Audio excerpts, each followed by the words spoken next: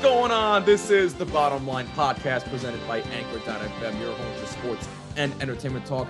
Jimmy Finizzi, Neil Villapiano, and Austin Myers with you today, aka Mr. Taco. We hope you are doing well. As always, thank you so much for taking some time out of your day to take a listen. We truly appreciate it. You already know what it is. Hit us up on Twitter and Instagram at Bottomline WMCX, and on Twitter at The MVP Show. Also on Instagram at NVPQB11, and also at Mr. Taco Designs on Instagram. Be sure to give him a follow. Fantastic stuff on his Instagram profile, by the way. And don't forget to use hashtag Bottomline. Gentlemen, how the heck are we doing today? I'm doing well. I just got off recording Devil's State of Mind. It's my final episode of the regular season. It's not my final episode by any means, but obviously it was kind of a, recap to the year. Just kind of all that. I don't know what it's like to have a team in the playoffs this year. I'm sure Jimmy can relate to that. I feel that. Mr. Taco cannot because he joined he jumped on the bandwagon, but that's okay. No, watch yourself. He's been a Vegas fan. Watch yourself, bud. How long have they been in the league, though? I lived in Vegas. 4 or 5 years. Don't start that. I'm originally from Vegas, so don't all right, start we'll that. give you that. We'll give you that. But I also want to say that I think Mr. Taco is getting in the spirit of the Stanley Cup playoffs because he's got his playoff beard going already, which is kind of a surprise. I thought you got to shave and then you got to start all over again. But no, we're not. Well. Sorry, I don't do the Brett Burns. No, you don't. No, you don't. Just keep it nice. Nor should anybody, in my opinion. But that's just me, bro. Brent Burns is a national treasure. We should keep him safe at all times. I'm saying nobody else can pull it off but him. No, no one can pull it off. Joe Thornton. Jumbo Joe, okay, yeah. Come on. Maybe Joe Thornton. Okay. Fine. Jumbo Joe, yeah. They did an ESPN nude edition with both of them. I forgot about that. So, I mean, it's not like, don't try this. I totally forgot about that. But in all seriousness, I'm doing well. Looking forward to talking about whatever the hell we're going to talk about. Hopefully, you're not going to make me force myself to have to talk about, once again, why the Devils did not perform well. Not today. But Jimmy, I'm sure you're not feeling great since now the entire coaching staff of the Rangers now no longer exists either. So all no but coach, their goaltending coach, no president, no assistant general manager, and you think you're going to get Jack Eichel? Okay. Cool. I never said that personally, but a lot of Ranger fans tend to. Yeah, but you've been thinking about it. And I know what you were thinking. 100% honest with you. I mean, let's be honest. I don't think they're getting Jack Eichel. Sorry. Let's be real here for a second, though. The Rangers have a better chance of getting Eichel than Boston does because they're asking for David Krejci. I mean, you are right about that, but I still don't think they're getting. You're serious. If you ask me, that's a little too much. If Boston has to give up David Krejci for Jack Eichel, I don't know why they wouldn't do that. Yeah, well, I mean, if I were them, I would, but it is a bit too much. Look, they already got their free agent / trade acquisition. They already got Taylor Hall, and they're going to keep him long term. Right, true. Oh yeah, they're keeping Hall long term. Yeah. So I mean, and their cap space is already pretty much screwed right there. But anyway, though, we have a ton to talk about, and we're joined by two of our great friends to do it: Megan Rachel and Shannon Walsh, aka the Slapshot Sweethearts podcast. We cannot thank them enough for coming back on the show. Today, we're going to preview the Stanley Cup playoffs, but before that, we will be discussing the big news involving the New York Rangers as they have fired David Quinn and their assistants. So no shortage of discussions here. We want you guys to sit back, relax, have a good time as we chatted up with two of our great friends in the Slapshot Sweethearts podcast. Enjoy, everybody. Oh boy, there is a ton of hockey to talk about today. Neil and Austin, I hope you gentlemen are ready because today is a very special episode. We are joined by the Slapshot Sweethearts once again, Megan Rachel and Shannon Walsh. Ladies, how the heck are we doing today? Thank you guys again for coming back on. Yeah, thanks for having us. No problem at all. Oh, of course, it's our pleasure, and we always say you're always welcome back anytime you want. So, ladies, we're not going to waste any more time. We've got a lot on the table. We're going to talk about the Stanley Cup playoffs, which start this Saturday, which is insane. I can't believe it already. It's going to be so exciting. But before we get into that, we have to discuss the big news that came this week. and that would be Can we also mention really quick? Yes. Really quick that not only will there be a playoff game being played on Saturday, but also a regular season game being played at the same day? We also mention that. That's true. Because we really love this 56 game season in the middle of a pandemic, don't we? Oh my God. It matters. Very true. Well, you know, speaking from a Devils perspective, all I care about is Vancouver has to get one more point, and we have the third best odds in the NHL draft lottery. So that's why these games matter. Yeah, I totally. I mean, I could care less. Lottery until I could care less where we pick, honestly, considering our draft situation. But it's true. True. It's true. Oh man, true. But yeah, a lot of interesting things are happening this season. It truly has been a season like no other for everybody, pretty much. But we got to start off with the big news that happened earlier this week, and that would happen to be involving the New York Rangers, as they have officially fired David Quinn and all of his assistants, Jacques Martin included, and David Oliver. But there is a catch to this. They let go of everybody but Benoit Allaire. And why do they keep Benoit Allaire? Because to me, from what I've heard, he is known league-wide as one of the best goaltending coaches in the league. Okay? So they kept him because maybe he can help out Igor Shesterkin and Georgiev a little bit more. And plus, I don't know if they're keeping Keith Kincaid. I don't know. I still don't know why they have him on the roster. But most likely he's probably going to get out of there. But I digress there. But I'm going to be real here. And ladies, I want to get your thoughts on this before I get the gentleman's thoughts here. I saw this coming, to be honest, because, Neil, we talked about it in the last episode. Yep. And in regards to now that they let go of John Davidson and Jeff Gordon, I said specifically, I wonder what's going to happen with David Quinn, if he stays or if he goes. And sure enough, now we know he is no longer with the New York Rangers. There was no way on God's green earth that he was going to survive this horror show that's taking place right now with the New York Rangers, because James Dolan just had to get his nose where it doesn't belong, etc., etc. So I guess I'll start with Megan first, if you don't mind. I just kind of want your perspective on what's been going on with the Rangers lately, and what are your thoughts about David Quinn and his assistants being let go? I'm kind of surprised that, based on the other changes that were made earlier in the last 7-day week period, I figured they would have done it all at once. I think maybe they should have just waited till after the last game, did a full sweep instead of branching out. I understand after that statement was released and looking at how they missed the playoffs, granted in a regular format, I don't think they would have missed, but the fact that this season kind of just had some moves working against them at the end here, I'm not surprised they did a full sweep. I'm somewhat surprised that all of the assistants were let go except for one, because I don't know, that's just such a shock almost to the system for the players. You would kind of think they would want some sort of an anchor to the program, because this is going to be a whole new, not even just new just for the coaches, but the players having to adjust to literally everyone is going to be a lot. But I mean, it's justifiable. Shannon, what about you? Yeah, I mean, I didn't see it as a surprise solely because when Tortorella and CBJ parted ways, everyone said that Tortorella could go to the Rangers. This was prior to David Quinn. Here we go. So I'm like, okay, I guess they're releasing David Quinn prior to them doing so. However, I am a little surprised because I think, like Megan said, the Rangers they're not entering a rebuild. They were in close point proximity in 5th place when you look at other divisions, and the 4th place seed is 10 and 15 points back from the top place seed. So I think when you look at the Rangers, there is a large fire that could be a small fire, and I think a lot of people are over exaggerating in terms of what the issues are with the Rangers. I think they're close. We have been saying on our podcast that in 4 or 5 years, the Rangers are going to be very good for a long time.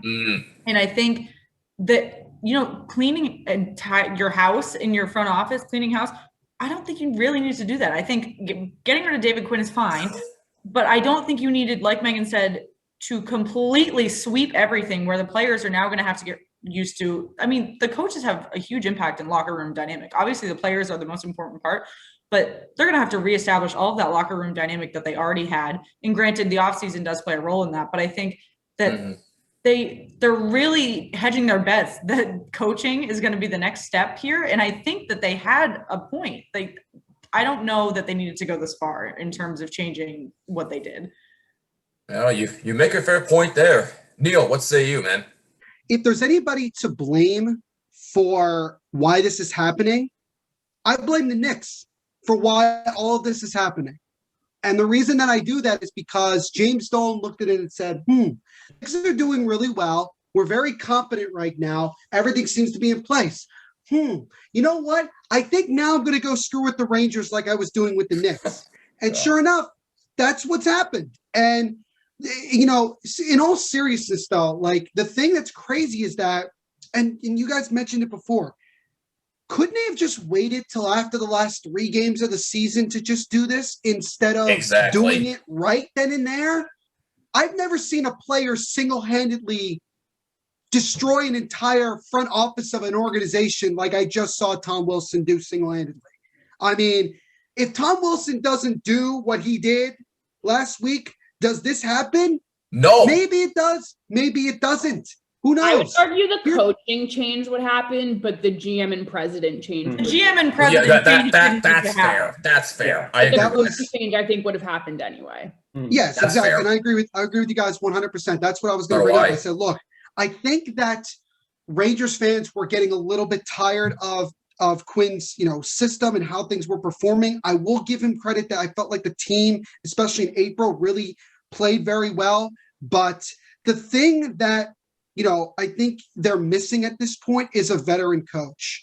At this point now, you've done the experiment with a guy who's never been an NHL head coach, and I think you've gotten as far as you can with David Quinn. I think now you got to go out and get a veteran guy. I'm not saying you got to get Tortorella. There's other guys out there. You have Rick Tocchet. Some people within the Hockey Pod Network that I've spoken to, we all think that Rick Tocchet is a good possibility. Gerard Gallant is still somehow out there, which kind of begs the question as to what exactly he's waiting for specifically. But exactly. You also have, and here's somebody that I think people will say no to 100%, but I'm just going to throw it out. Patrick Waugh just announced like literally a week ago that he wants to come back to coaching. But let me put it this way. I think he should come back to coaching, just not as a head coach. I still think he needs a lot more to learn. Disagree. I think that he needs to go somewhere where he can be an assistant, learn under somebody who has a better experience. But knowing the Rangers and knowing James Dolan, the two biggest names that are being involved in possible as not only the president, but as head coach is Mark Messier for president, a guy with no experience, because we all know that worked out when you hired Phil Jackson as your president of basketball operations when he was with the Knicks. We all know that worked out. That kind of move again would worry me if I'm a Ranger fan. But that would be classic James Dolan. It would. I'm not saying that Mark Messier can't do the job. I'm saying I don't think it's necessarily the right move. And then if you were to bring in somebody like Patrick Waugh, you're bringing him in because of his name, not necessarily because of his coaching style or anything like that. It's because of his name. If James Dolan wants to make the right decision, he needs to hire the right people like he was literally doing for the last 20 years with this team, hiring the right people and letting them do what they need to do. And I also find this interesting. Chris Drury, who is now the general manager and president of this organization, yes, he had multiple offers over the last 2 years to leave and be a GM somewhere else. Hell, even the Devils called the Rangers and asked for Chris Drury to be interviewed. And whether Chris Drury said no, or he didn't, or the Rangers said no, I find it interesting how he was the only guy left. And I find it, he said before that he wants to eventually be the GM of the Rangers. This was several years ago he said this. Right. So I'm not trying to get into any conspiracy theories or anything nuts, but it does make you wonder that all of a sudden Chris Drury, who was saying like a year or two ago, my ultimate goal is to be the GM of the Rangers. Maybe James Dolan was looking for a way out of having both of them and was gone. The other theory that I have is simply this. I think James Dolan wanted to fire Jeff Gorton. I think he told John Davidson to fire him. I think Davidson said no, and he said, sick, then you're out of here too. And I know Rangers fans wanted Gordon fired 2 or 3 years ago. I know this because I've spoken to a lot of Rangers fans. They wanted him gone several years ago.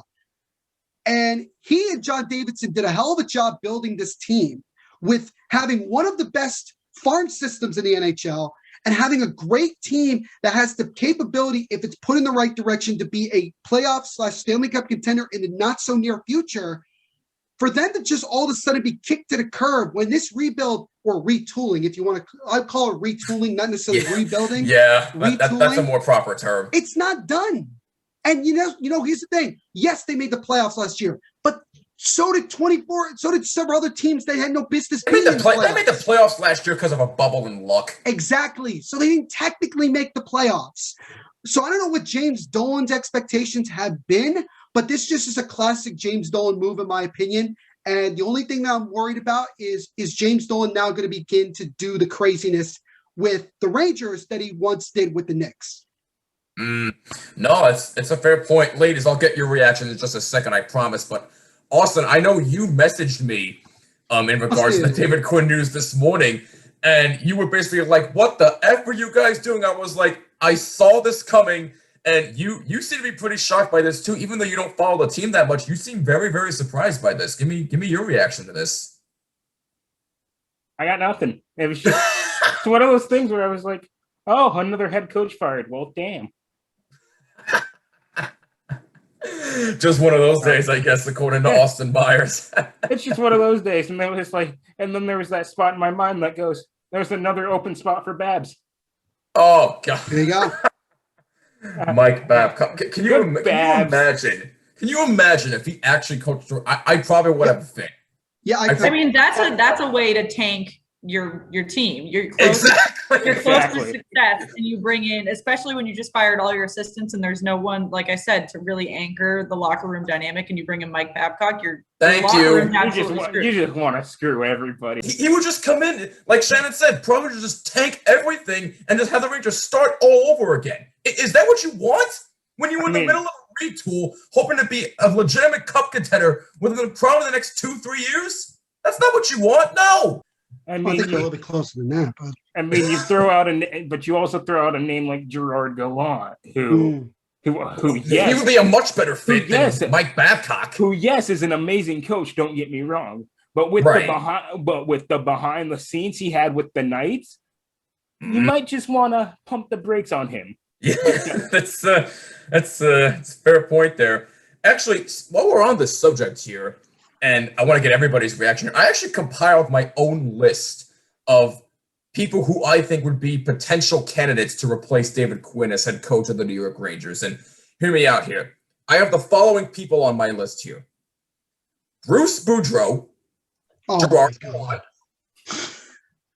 Claude Julien, Chris Knobloch, who was the guy that got called up after David Quinn got COVID, and then they shellacked the Flyers 9-0 that one game.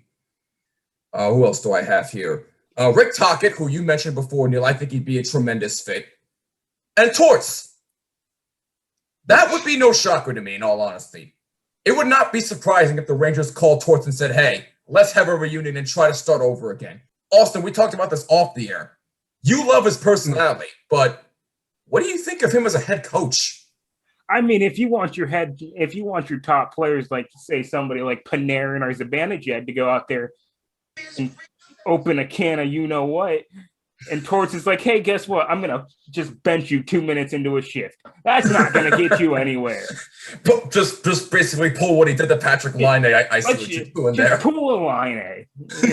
Here you go. You're benched. You don't want that. You need somebody that will really build and feed off of the momentum that the team's going to carry with these players. And yes, you have, like I said, your key players in Panarin and Zibanejad, but you also have younger players like Kakko, Lafreniere, who will be there for a while, hopefully.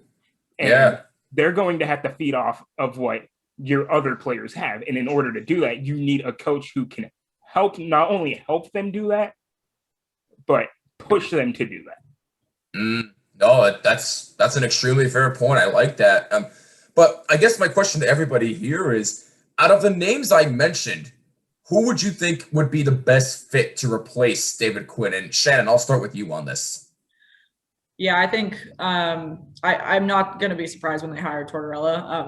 But I don't think I'm not going to say he's the best fit, though. I think Claude Julien's actually a really good option, primarily because he has a short shelf life, and the Rangers need someone with an interesting dynamic to take them up to the next level, and he does have that potential to do so. He did bring the Bruins into at least one Stanley Cup run. Then he takes the Montreal Canadiens, who were tanking, out of that rebuild into not a contending team, but a competitive team. And then when they started to struggle, they knew what Claude Julien's shelf life was, and they got themselves out of that situation before they could get any worse. So I think that he is actually a really good option for the Rangers because he does have an interesting, not as far left as Tortorella in terms of coaching dynamic, but he does bring different perspective to the room, and he is a very experienced and demonstrated success in terms of coaching. That would be an interesting fit. I would like that, actually. Megan, what about you? Yeah, when you said Julien, actually both Shannon and I's faces were like, yeah, maybe. But I mean, I don't really have that much of an opinion on who should, but I like really think Tortorella shouldn't. I just feel like they need someone who's going to be better at like nurturing their young talent. Right. Not burn them out. You don't think Tortorella can nurture? No, not at all. No way. Not now, at least. No. If you want somebody to go burn your locker room, go send Tortorella in. The top search for John Tortorella, actually, fun fact on YouTube, is John Tortorella angry. So if that doesn't... Oh, God. Like I said, let's go burn a locker room. Unbelievable, man. Neil, what say you, man? What do you think?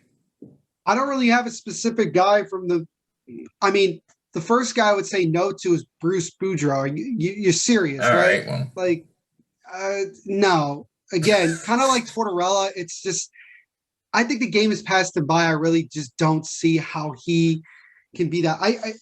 My answer to you, Jimmy, is simply this. The Rangers need a coach that is not going to BS. I really think that he has to be him. The coach has to be himself.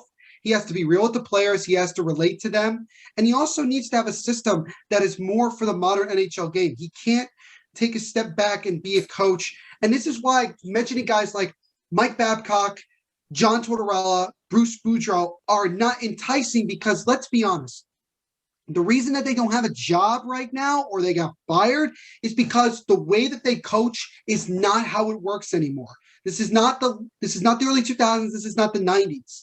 But I will say this. When the Rangers last won the Cup in 1994, they hired Mike Babcock for 1 year. Not Mike Babcock, Mike Keenan for 1 year. Yeah, Mike Keenan. 1 year. Do you know why they hired Mike Keenan? They needed a guy who could come in and get in people's faces and demand a lot, particularly defensively. What has been the Rangers' biggest problem over the last couple of years? Defense. Exactly.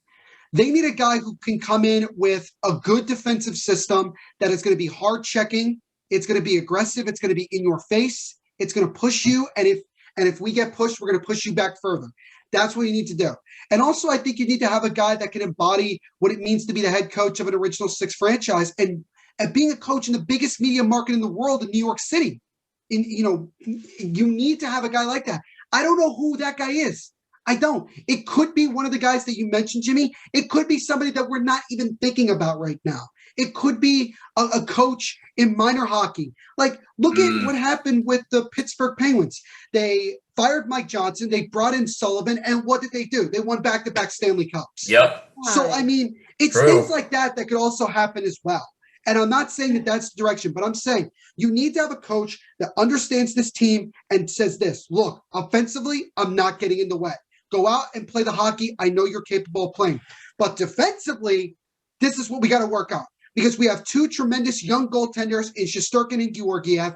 We have a Norris Trophy defenseman or candidate, certainly should be up for the Norris Trophy this year, in Adam Fox. You have a big, tall, physical defenseman in Keandre Miller that you can really do. And even though Jacob Trouba has been a massive disappointment, to say the least, I feel like you can still get a good amount out of him, just not at the price that he's making. But that's unfortunately the price you have to pay sometimes. I agree with that. So the whole thing is let's focus on the defensive side. If that means that our offense goes from averaging 3-4 goals a game to averaging 2 to 3, but we're winning more of these close games, guess what? That's built for the playoffs. That's built to win a championship. So that's, in my opinion, what the Rangers need to do.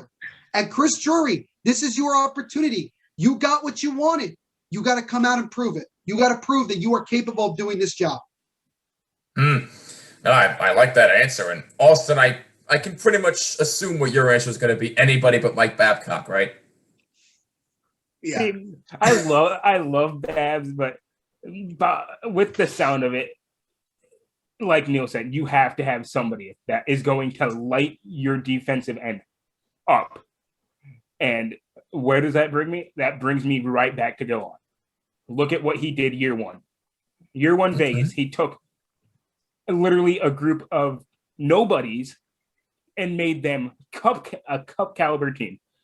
And there's not much else to say about that because you have everything that you need from a small end rookie who kind of did okay this year to I'm not going to say a goon, but definitely an enforcer to where you look at it and you put Gallant in and he could set it up just like Vegas year one. You give him somebody that will pull a Reeves. There you go. You have somebody that you can say show tremendous numbers one year, like somebody say Carlson, who had 50-something goals in year one. If you can pull something like that, you are set. There's no questions about it. Just don't get cocky with it when you get to the finals, like we did. Fair point. Bottom line is this. Yes, we all agree that the Rangers do need somebody who can light their defense up. I 100% agree. Maybe Gerard Gallant would be the best option. I have no idea, but we shall see what Chris Drury decides to do. So, with that being said, we got playoff hockey to discuss, guys. It starts this upcoming Saturday, May 15th. It is going to be an absolutely great playoffs. I'm looking forward to it. So let's just go over a couple of the key matchups here real quick. Let's start with the Central Division. You have the Carolina Hurricanes taking on the Nashville Predators. And then you have Florida versus Florida. I mean, Tampa Bay. The Battle of Florida, pretty much. The Panthers and the Lightning. That's going to be a very, very interesting matchup. I think Florida's been one of the more surprising teams this season. But to be honest with you, I think Tampa Bay is the better team. But I'll give my predictions later. But then you have the East. The Penguins and the Islanders. Oh, boy. I think this is the one that all of us are going to be keeping our eyes on because we want to see how the Islanders do. Nope. But if I'm being real here, Megan, I think the Penguins have the advantage here. I think the Penguins are a better team than the Islanders in this. I mean, we were 6-2. What say you? Season. Wait, what's that? We were 6-2 with them in the regular season. Like exactly. I'm not. Exactly. There you go. So you have that series, and then you have Caps and Bruins, and I swear, if nobody beats up Tom Wilson in this series, I'll have nothing to say because Tom Wilson deserves not to the extent that Buchnevich and Panarin got, but I'm saying somebody needs to teach him a lesson. Let him know that what he did was not okay. But I'm not going to get into that whole tangent because you're then let them go. Let him go to the Stanley Cup Finals again and play Vegas and have Ryan Reeves kick the crap out of them all game long. Exactly. That's exactly what Austin was telling me. Lock him and Reeves in a cage and let Reeves do what he does. That's what we're here for. Let's give Reeves his job.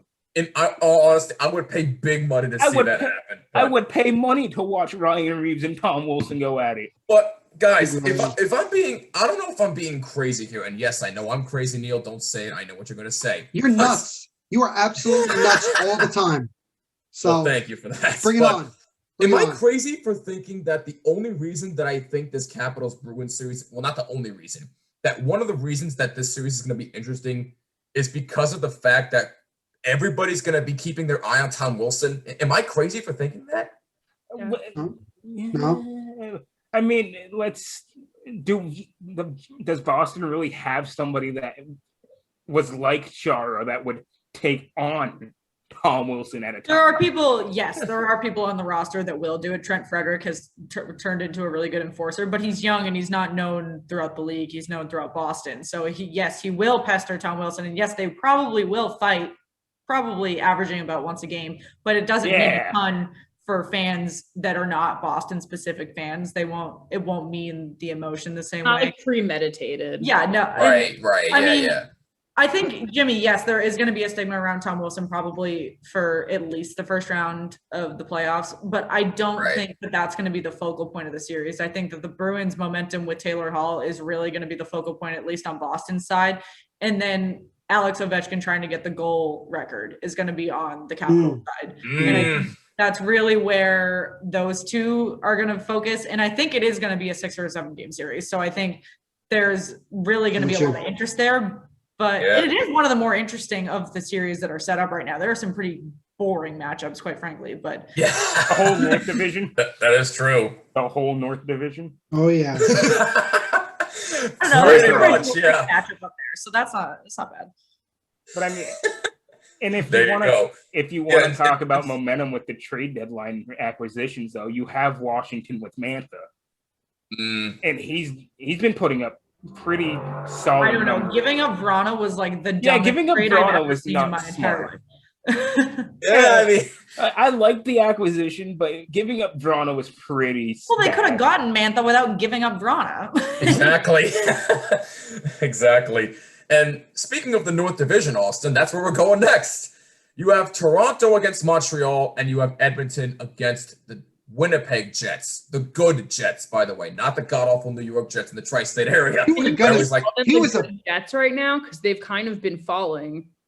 Yeah, the irony. The irony. And then you have the West.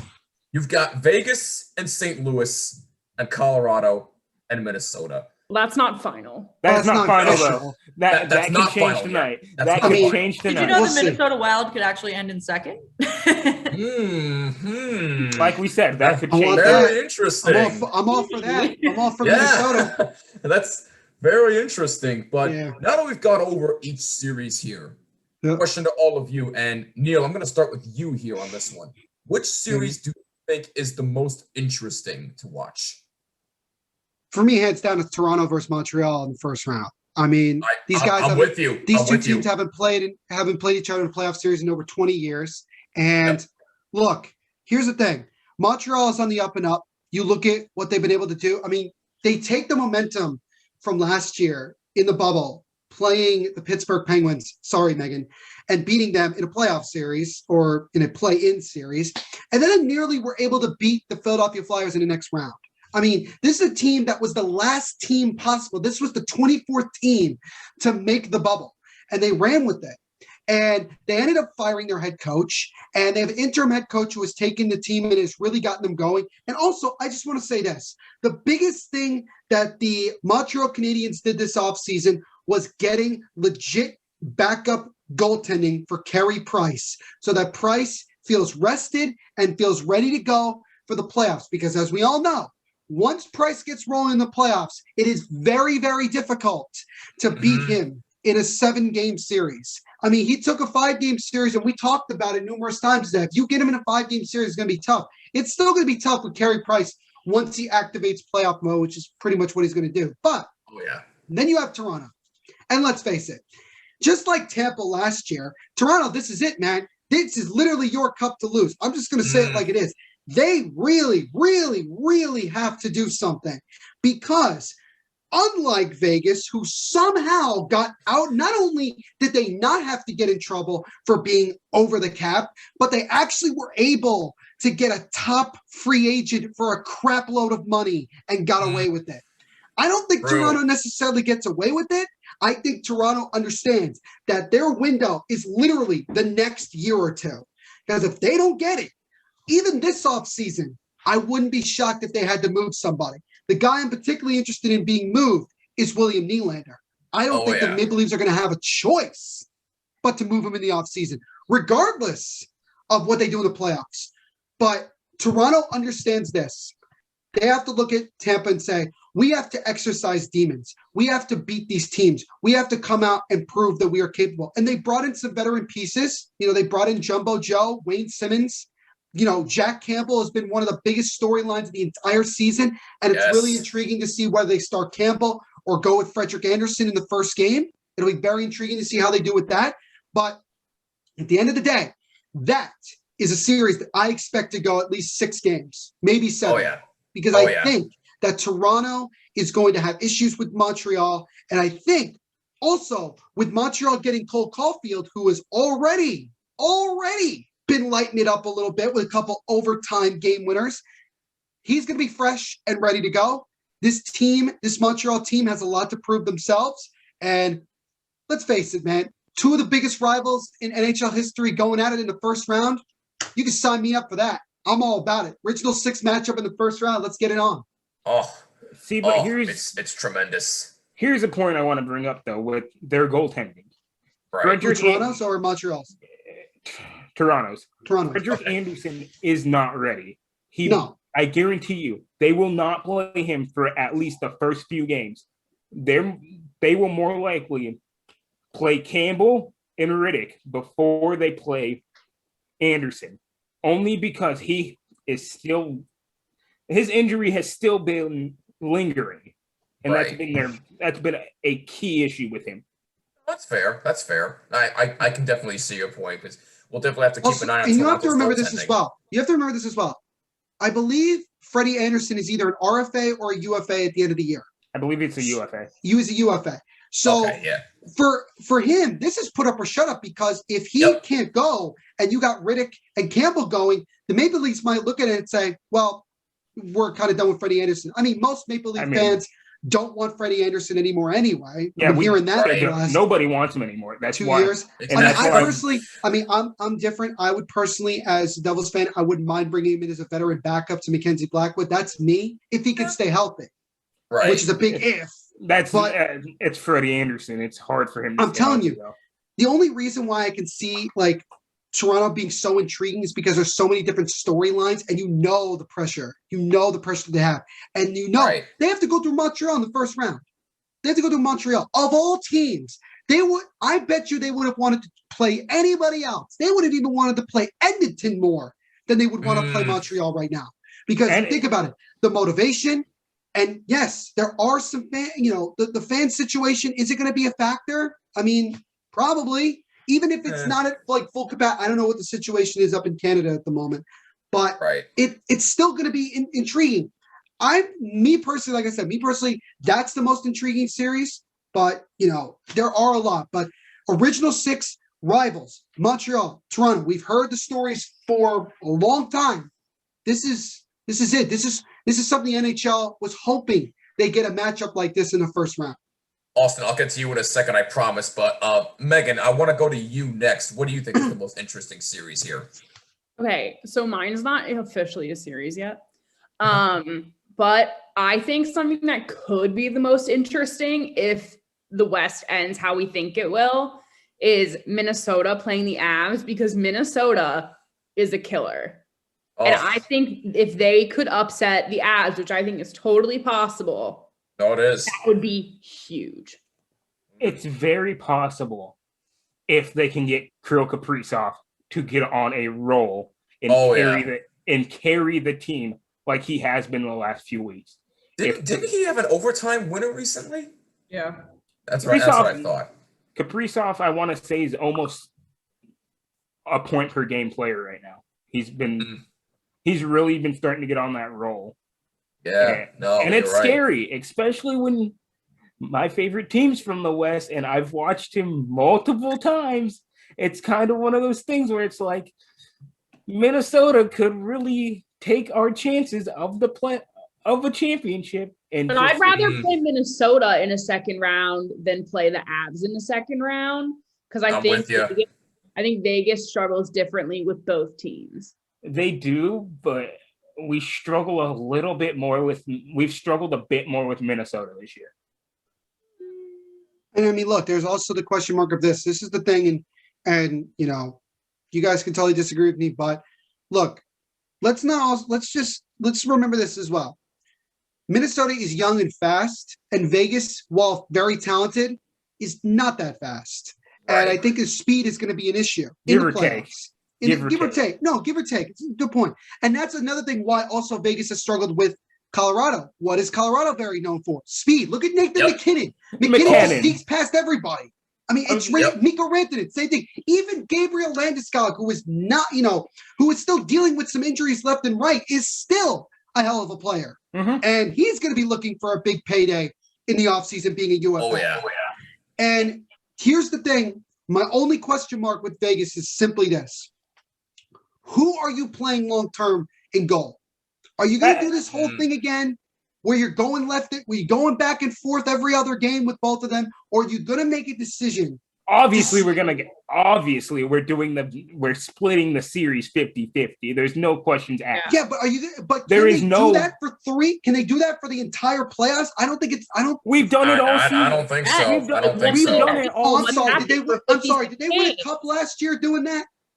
The dual goaltender situation is like the future of the NHL. You can't rely on one guy. I'm not saying it's not a good thing to have more than one goaltender. I'm not saying that, but I'm saying this, like, wouldn't it screw up the confidence of both guys if you're constantly taking them in and out every single other game? And not if that's the system that you play is half and half. Exactly. But I just want, like, this again. I'm a former goalie, so I take offense to some of these things. But the whole point is simply that I just personally, this is my opinion only.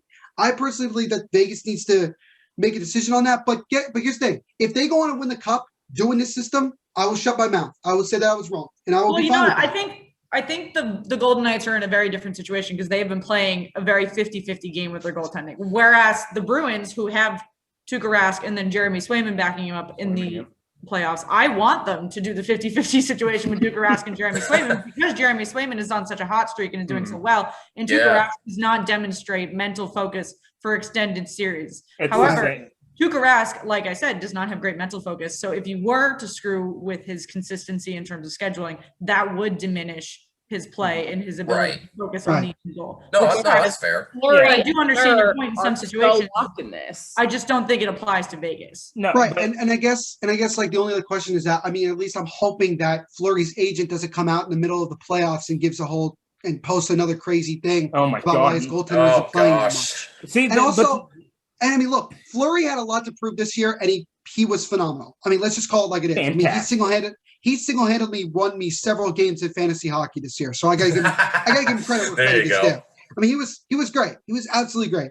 I think that the only advantage that really Vegas has with doing that is because you're just getting a different look every other game. If you're going to do it every other game, I'm not saying that that's what they're going to end up doing, but if you're going to do it where like Fleury plays the first round and then you get to the next round, okay, then I mean, I don't know how they're going to do it. I really honestly do not know. They're probably going to end up doing it like they did the whole season where it's every other game because And Neil, I don't know. I want to know what playoff series were you watching last year? Because last year we hardly played Marc-Andre. We played Leonard for literally 90% of the games. He's right. That's what lost us our series is the fact that we would play Leonard and not Fleury. If we were to play Fleury for half the game, I mean, granted, it's not all Leonard's fault, but even still, you make a fair point. I'm just saying, if we would have played Fleury, we probably would have made the finals and possibly have won the cup. And I'm sure you guys could agree with this, but the other thing is that also every single playoffs, there's always some random team that you don't expect that gets on a hot streak. Like, I mean, that was what Dallas was last year. They got on a hot streak and they got rolled. Yep. It was a concern to me personally that Vegas really had trouble against Vancouver. It was really kind of a shock. But again, Vancouver was also on a roll at that point. They were also on a roll. So, and that's the thing. But I think that by the time, and again, I agree with what you're saying, is simply that I think that Vegas ran out of gas in the third round against Dallas. And I think, like you said, Leonard ran out of gas and they paid the price. So maybe this system that they have is going to work for them. I don't know.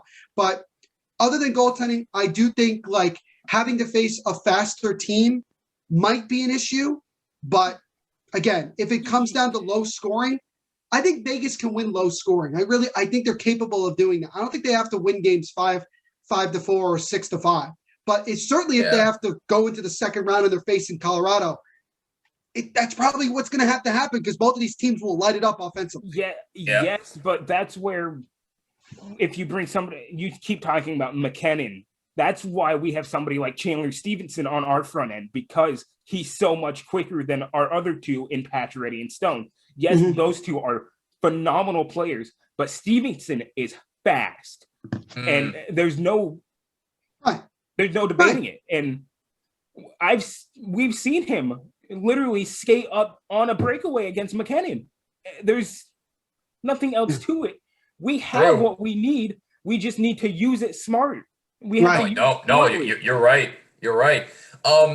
We're on the topic of what series we think is going to be more interesting in the playoffs. Shannon, we never got your answer yet, and I apologize. But Shannon, let's get your thoughts. What series do you think is most interesting in these playoffs? Yeah, I mean, I said the Bruins Capitals one is going to be one of the more interesting, but I do think that the Panthers Lightning series is going to be the most interesting in my opinion. Megan is going to disagree with me on this because she's Florida sleeping on the Panthers, and she's going to sleep on the Panthers until they prove themselves. But I do think a lot of people are sleeping on the Panthers because they've only been to a Stanley Cup final once in the history of their franchise, and they've never won. So a lot of people that was correct me if I'm wrong. I don't mean to cut you off, Shannon. I'm sorry, but that was in '96 when they lost to Colorado. Yeah, it was in the 90s. And that be fun. They haven't made a deep playoff run since then. They're a small market. No one takes them seriously. They're just like, oh, they're, the Panthers. They're there. Plus, it's Florida versus Tampa, which is huge for two. Even though Tampa Bay just won the cup, they're still considered a relatively small market. So two small markets going against each other in the same state, it's very good for Florida hockey. And I think that it's really great seeing the defending cup champion go up against a neighboring franchise who's really proven themselves this year. They made incredible acquisitions at the trade deadline that went largely under the radar because they Sam weren't. Bennett. Yeah, Sam Bennett. They weren't Taylor Hall. They weren't all those. So people got Brandon Montour. Yeah. Underrated move. And they're still looking great after they lost Ekblad for the season. So, I mean, and they still got Huberdeau and Barkov, and they're killing it. Literally, the two most underrated players in the National Hockey League are Jonathan Huberdeau and Alexander Barkov. But literally don't know if they were in a bigger market, like Shannon mentioned. If they were in a bigger market, everybody would know who they are. Exactly. See, and the thing about the Florida Tampa game, they all have, at least Tampa is getting some pretty key players back at the beginning of the series in both Stamkos and Kucherov. But when you look at those two, you want to look at the other side. Who did Florida just pick up at the beginning of the year? They just picked up Hornquist from Pittsburgh, and he's been a huge part of that team. Oh, yeah. No, he has, no question. And on top of that... Another one of Megan's favorite players outside of Marc-Andre Fleury. But on top of that, they also got Barkov back just a little while ago. Yeah, 3 or 4 weeks ago they got him back, which was right when they lost Ekblad, which is why it wasn't too bad of a hit that they lost Ekblad. And they only ended the season 1 point behind Carolina for the first place seed, and Carolina is tied for the President's Trophy in first. So when you look at how Florida is they're absolutely killing it this year. And that's the thing is, when people are sleeping on Florida, they're really sleeping on them. They're not looking at the points that they're putting up because it's obvious that whoever's doing all these acquisitions this year or however long they've been trying to do this rebuild, they know what they're doing. Yeah, they do. It's going to be very, very interesting. Can I also say that they and I know it's going to sound biased because I'm a Devils fan and I cover the Devils, but I think them bringing in Nikita Gusev on that, veterans minimum contract, considering what he can do if he's put into the right position, I think you just make your top 6 even better. And even if you don't want to put him on the top 6, you put him on the third line. He's still a scoring player, and you can put him on your second power play. Yep. I mean, no question. And here's the other crazy thing: their goaltending has been good, but it wasn't even Bobrovsky that was really doing it. That's the crazy part. They have Spencer Knight. Exactly. Spencer Knight's been killing it. They spent a crap load of money to get Sergei Bobrovsky, which I understand. I completely understand. But Chris Driedger, Spencer Knight, literally, it makes it look so bad that Bobrovsky's been this way, but I get it. But for you to have not one, not two, but three different like solid goaltenders, I mean, you're really in a good position. And I'm not saying Florida's going to play Spencer Knight. I think they may play him only in like if they really have no other choice. If they're smart, they will play him sometime in the playoffs. Right. He should get playoff exposure, but by no means should they do what Philadelphia did to Carter Hart and throw him in the ringer because now, or what St. Louis did with Bennington. Exactly. It's you the don't same want to do principle that. of, too much exposure for a young goalie, and then they've got to mentally rebuild from where they were prior. Exactly. Right. Yep. Right. And so like I think for Spencer Knight, like I wouldn't necessarily say, oh, put him in net to start Game 7 against Tampa. Well, I mean, that's kind of. I mean, is that really putting him? Throw him in the Wolves. I mean, I guess, but like, let's say they're down 3-0. Do you put him in that situation? I don't personally think you do. No. I think you do. I think you do, especially after what I've seen. Did you not see his game? I'm going to put this out there just because. Did you not see his game against Chicago? I did. But in a 3-0 game? His game against Chicago was miraculous. I mean, so I guess I'm contradicting myself because I said that I wouldn't want the Bruins to split time between Swayman and Rask. Swayman is a rookie also. So, I mean, although he is probably, I'd have to check the numbers. I'm assuming Swayman has played more games because he had to cover Halak when Halak had COVID and Rask was hurt. And he got called up from Providence more recently than Knight was signed. But Knight has played in a lot of he just won the gold medal with Team USA. Like he has played in plenty of high stress situations recently. If it were a few years ago, it would be a different situation, but he just played in a very high stress series. So I think you could take that into consideration when you're considering if you're going to put him into a game as well. You don't necessarily have to wait if he's proven himself recently in actual NHL games. Yeah. That's fair. All I know is goaltending is going to be very, very fascinating to watch in that series. I'm really looking forward to it. But at the end of the day, every playoff series. Exactly. But at the end of the day, Neil, I think I'm with you, man. I think Toronto-Montreal is going to be very, very interesting. Like you said, original 6 franchises haven't played a playoff series in 20 plus years. I think it's going to be fascinating. Do I know who's going to win this series for a fact?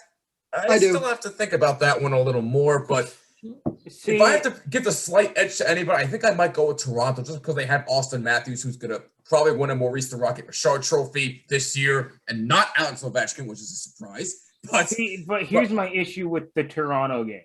I would say I would be excited for it, but I'm not because it's not a Toronto-Boston round 1.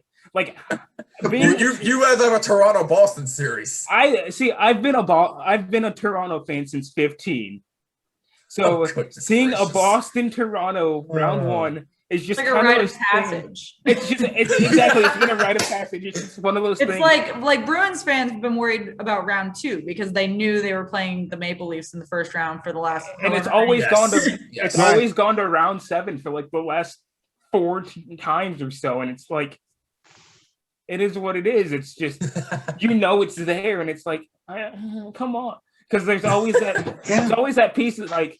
From a Toronto fan's standpoint, it's like we can go in this year and we can beat Boston. We know we can. We've been fantastic, and then we go into the series, take it to Game 7, and just choke it all. It's just. And you know what's ironic about the Toronto-Montreal series as well is that they're both in the Atlantic Division regularly, so this shouldn't be an interesting matchup. Like this should be something that could honestly happen in a regular division format, but it never does because that's fair. That's fair. Appropriately, like Montreal hasn't been up there in the last 5 or so years, and the way it always ends up is that Toronto, Boston, and Tampa have to play each other in the first or second round, or vice versa, in some sort of top 3 capacity.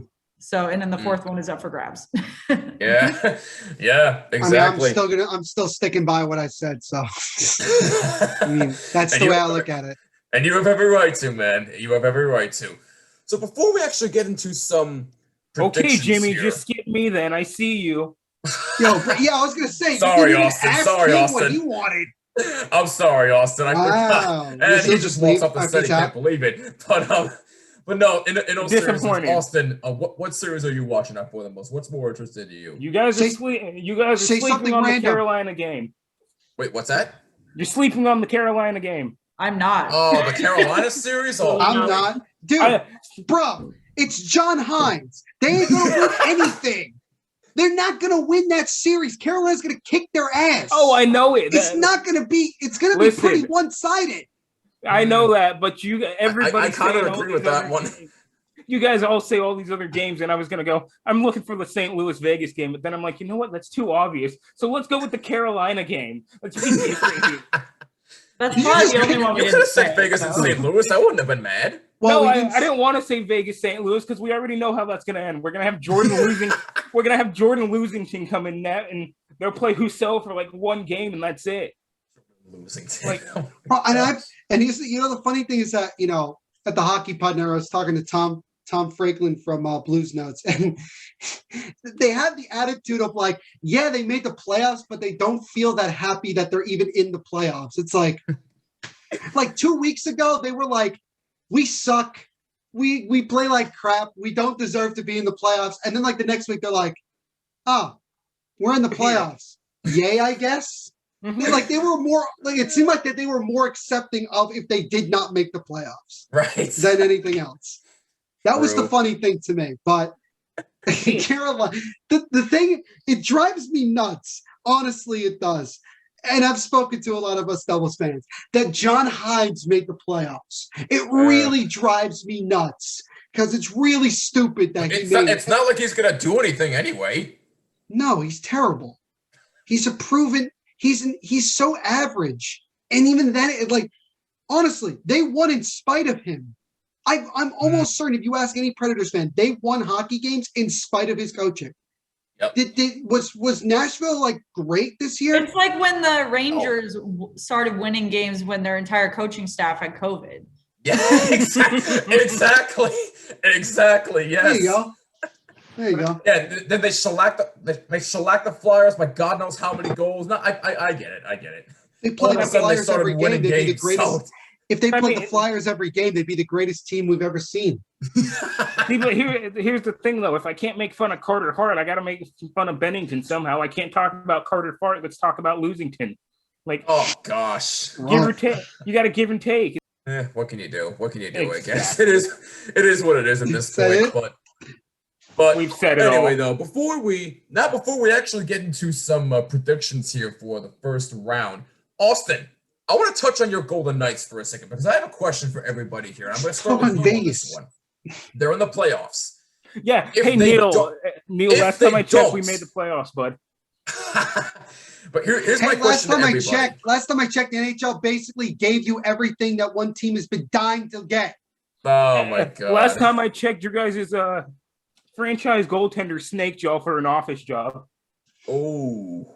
Ouch. Hey, last time I checked, our famous goaltender is now with the organization. Oh, and last time I checked, we've actually won a Stanley Cup. You haven't won anything yet. Oh, and last time I checked, we didn't blow a 3-1 lead against San Jose in the first round and blow a 3-0 lead in the third period. Time out. You want to talk about the San Jose series? That was not a 5-minute major. Let's get that straight right now. I don't care if it was a 5-minute major, a 4 or 2. The problem is that you could have prevented them from scoring. You could have called timeout and said, okay, guys, chill out. Once again, this is 3-2. No, you just allowed them to do it. This is Gerard Gallant we're talking about. And still lost. This is Gerard Gallant we're talking about. Sometimes things weren't made smartly. That was great. I don't know about you. I don't know about you, Megan and Shannon, but I'm quite entertained by this conversation. I'm just like, this is a lot. Like, wow. This is just our friendly rivalry. This is a lot of aggression for the past. This is how we do. You know what? Neil, no hard feelings, but I love you. I know. You also like the Blackhawks, so I can't really be mad at you. Okay, I do. I mean, I do live an hour from Chicago. You do live in Chicago. No, I'm okay with the Blackhawks. I like the Blackhawks. No, me too. I've got nothing against the Blackhawks. No, I just here's the thing. If they could get a better goaltender, we'd be okay. Here's the thing. As long as Seattle doesn't get a gift from the NHL where all these good ass players just make the team in the last year, I'm fine. Look, last time I checked, I don't think Marc-Andre Fleury is going to end up having to go to Seattle. At least I don't think. No, he's not going to Seattle. No, that's not happening. Well, they're exempt. Oh wait, Yeah, we're never exempt mind. again 'cause Never we mind. haven't been in the Vegas league for isn't 5 years. allowed to be involved in the expansion draft because they're still technically a young team. Yeah, you have to be in the league crap. for at least 5 years, I think it is. Oh, bother.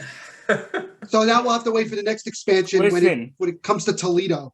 If we're talking about anybody being picked up in the expansion, please, Seattle, take Subban from Chicago. Malcolm Soup. Oh my Why? God, no. Why would they ever? I don't know why he's in Take the him NHL. Exactly. Take Malcolm Subban away. How many teams can you be bad with before the people stop signing you? People Exactly.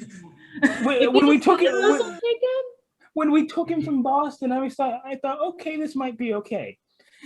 Not No. so good. And then No, he sucks. That's the best part. and I'm like, okay. In my family, we were like, yeah, you're moving to Chicago. Okay, this is okay. I don't have to deal with Subban in my hometown.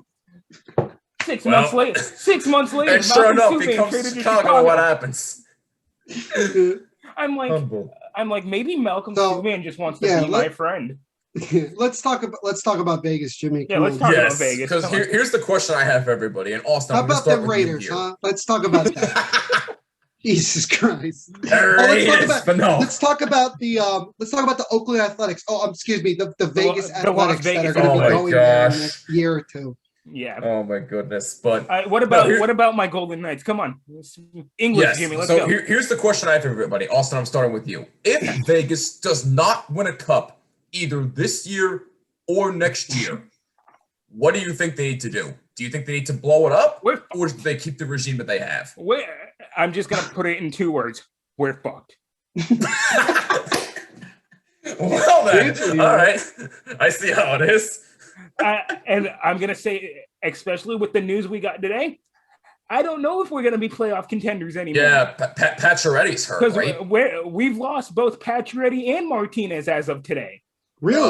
Oh boy. Are you serious? Oh boy. Martinez- Yeah, wow. no, he's serious. He's serious. Martinez is out with a lower body injury, and I guess when they played Pacioretty last game, his What does that even upper mean? body injury came back and it's worse now. Ugh. So No, Pete that- DeBoer, that's a big congratulations! blow. You might have just the team.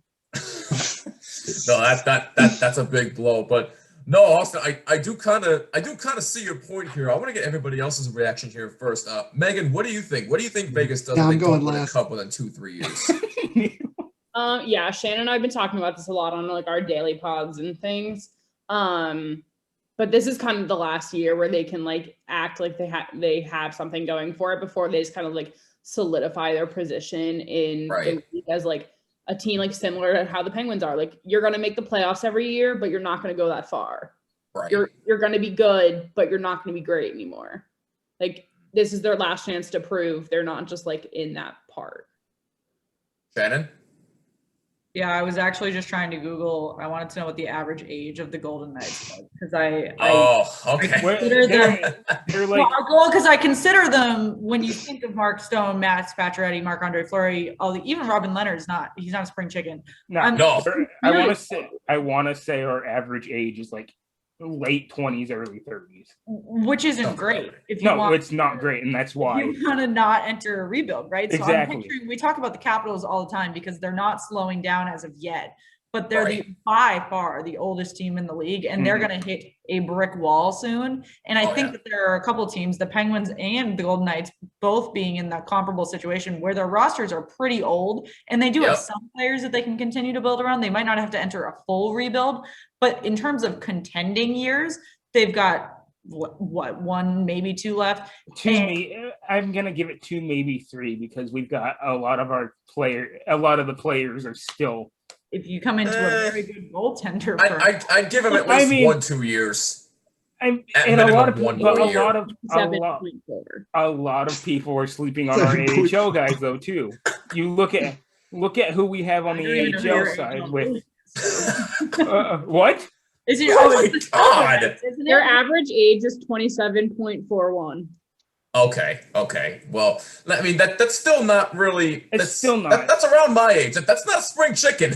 No, but like Shannon said, if we run into a good goaltender, I feel like we have very solid goaltenders in the back in our pocket, with one being Oscar Dansk. Right. He's been fantastic for us so far this year when we've played him. But the average age for the Penguins is 27.72. What's the Capitals? Like, I need to look at all of them. Yeah. But like we have Oscar Dance and whoever we've got, and he's been sitting on our taxi squad for a while, so it's hard to say about him. Yeah. But whoever we have on our AHL team right now, who I'm not 100% sure who it is, he's been lighting it up down there. There's a reason that Henderson is number one in the AHL right now. It's because the players are good, the goaltending's good, and the coaching staff is great.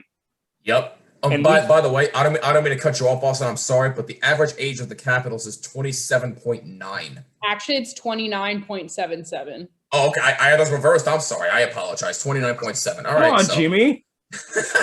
I was giving false information, but I apologize. Jimmy, I'm gonna start you giving be you consistent, man. Come on. Yeah, come on. I'm really gonna start exposing you into the group chat, bud. Please do. What did I do to deserve this? Please do. A lot. Please do. But and if it comes to say us pulling New York and just wiping our whole coaching staff and everything out, right? We could easily just bring up the AHL staff because it's so solid at the moment. There's no. Go ahead. You can go ahead and put your. You can go ahead and talk. Go ahead. Oh no, I'm calling Shannon's dog. Your next big. Danny knew exactly what I was doing. I was gonna bring that up. If you're not watching on YouTube, Shannon's dog has joined the chat. Somebody's a little sensitive all of a sudden. Holy crap! Jeez. Oh man. No. But again, this is if you're not watching on YouTube. Shannon's dog has entered the chat room, and the dog it's a beautiful, quite dog adorable, too. quite adorable. It's a beautiful I must say. Dog. Very, very snuzzed. As long as the dog didn't get any of the crowler, I think we're okay. Damn, man. Buddha's been on with us for the last whenever we started streaming before this. There you go. 2 hours. All he does is sleep, man. Oh my goodness gracious! But no, in all honesty, if we can't win a cup within the next 2 years with Marc-Andre, we may be royally screwed. Because, and I've said this to Jimmy many times, the way Robin Lehner is playing right now is not what we need to be a cup caliber. He's not what he used to be. No, he's not what he was with the Islanders for sure. Right. And like, I love his story. I love everything about him. It's just he needs to pick it up. And if he, you're right. No, that's 100% fair. And Brian brought it up with me earlier before we got on here. When we lose Marc-Andre, this could end up like a Matt Murray situation. I don't know if I'd go that far. I mean, with how he's playing lately, it's possible. Lose Flower. You make a fair point, but I'm not going to go that far. Who knows what's going to happen with Lehner? He's a game. He's just like a morale boost. Like Fleury's just like such a presence. He's exactly. Yeah, it's true. It's true. That's why he's Megan's first love. Neil, what do you have to say about this whole thing? Time out. And Megan, I will agree with you there. When Marc-Andre retires, there will be a whole community that will cry about it. You're right. Me being one of them, because since year one, I have loved you can join Megan then. There you go. But Neil, watch yourself, bud. Where do you stand? Where do you stand here watch with Vegas? Yourself, bud. If Vegas doesn't win the cup this year, they're royally screwed. They're royally screwed. Let me put it this way. Vegas has gotten madly lucky since they came into the National Hockey League. From the expansion draft to riding on the coattails of emotions to going to the Stanley Cup Finals where they had no business being there in year one. They haven't gotten. Here's the thing about Vegas: they have not gotten the taste of being totally embarrassed. Yet. Yeah, sorry, that's not our fault that we. No, have, I'm not. No, a great group of guys. No, Austin, I'm not. Austin, did I say it was their fault? It wasn't their fault. Exactly. There's a lot of other people that have gotten involved that it's not the player's fault or the coach's fault. It is not their fault. Ladies, get your popcorn ready. This might turn to another entertaining conversation. Listen. Once again, you won't even let me speak. So what's the point? Listen. Once again, I do not think your opinion matters because you are a Devils fan. Ouch. And I got a Rangers fan who is part of a fan base that thinks every year Time out. I hardly give Jimmy enough slack because I give him barely any just because he's a Rangers fan. If it wasn't for the group chat, I would be doing the same thing to Jimmy. Are you done? Can I actually speak, or yes, are you just gonna Neil? Go ahead. Please continue, Neil. Oh boy. All right. Well, like I said, Vegas hasn't been in a situation where every other NHL team has been in, where they're really in a tough situation and they have to make moves that not everybody's going to like. And this is it. Because again, a lot of their main core is in their 30s. They're not what they once were. Not all of them. I mean, look, don't get me wrong. When they're at the top of their game, they are a dangerous team. They are a very, very, very, very dangerous team. This is no question about it. But 100%. There needs to be pressure. There needs to be pressure for Vegas to perform. And if they don't perform, they're going to have to make moves this offseason that I don't think people are going to like. And it's going to be, it may not be drastic ones, but it's going to be ones that are going to be like, well, I don't really agree with that, but I get it at the same time. Austin, you get what I'm saying?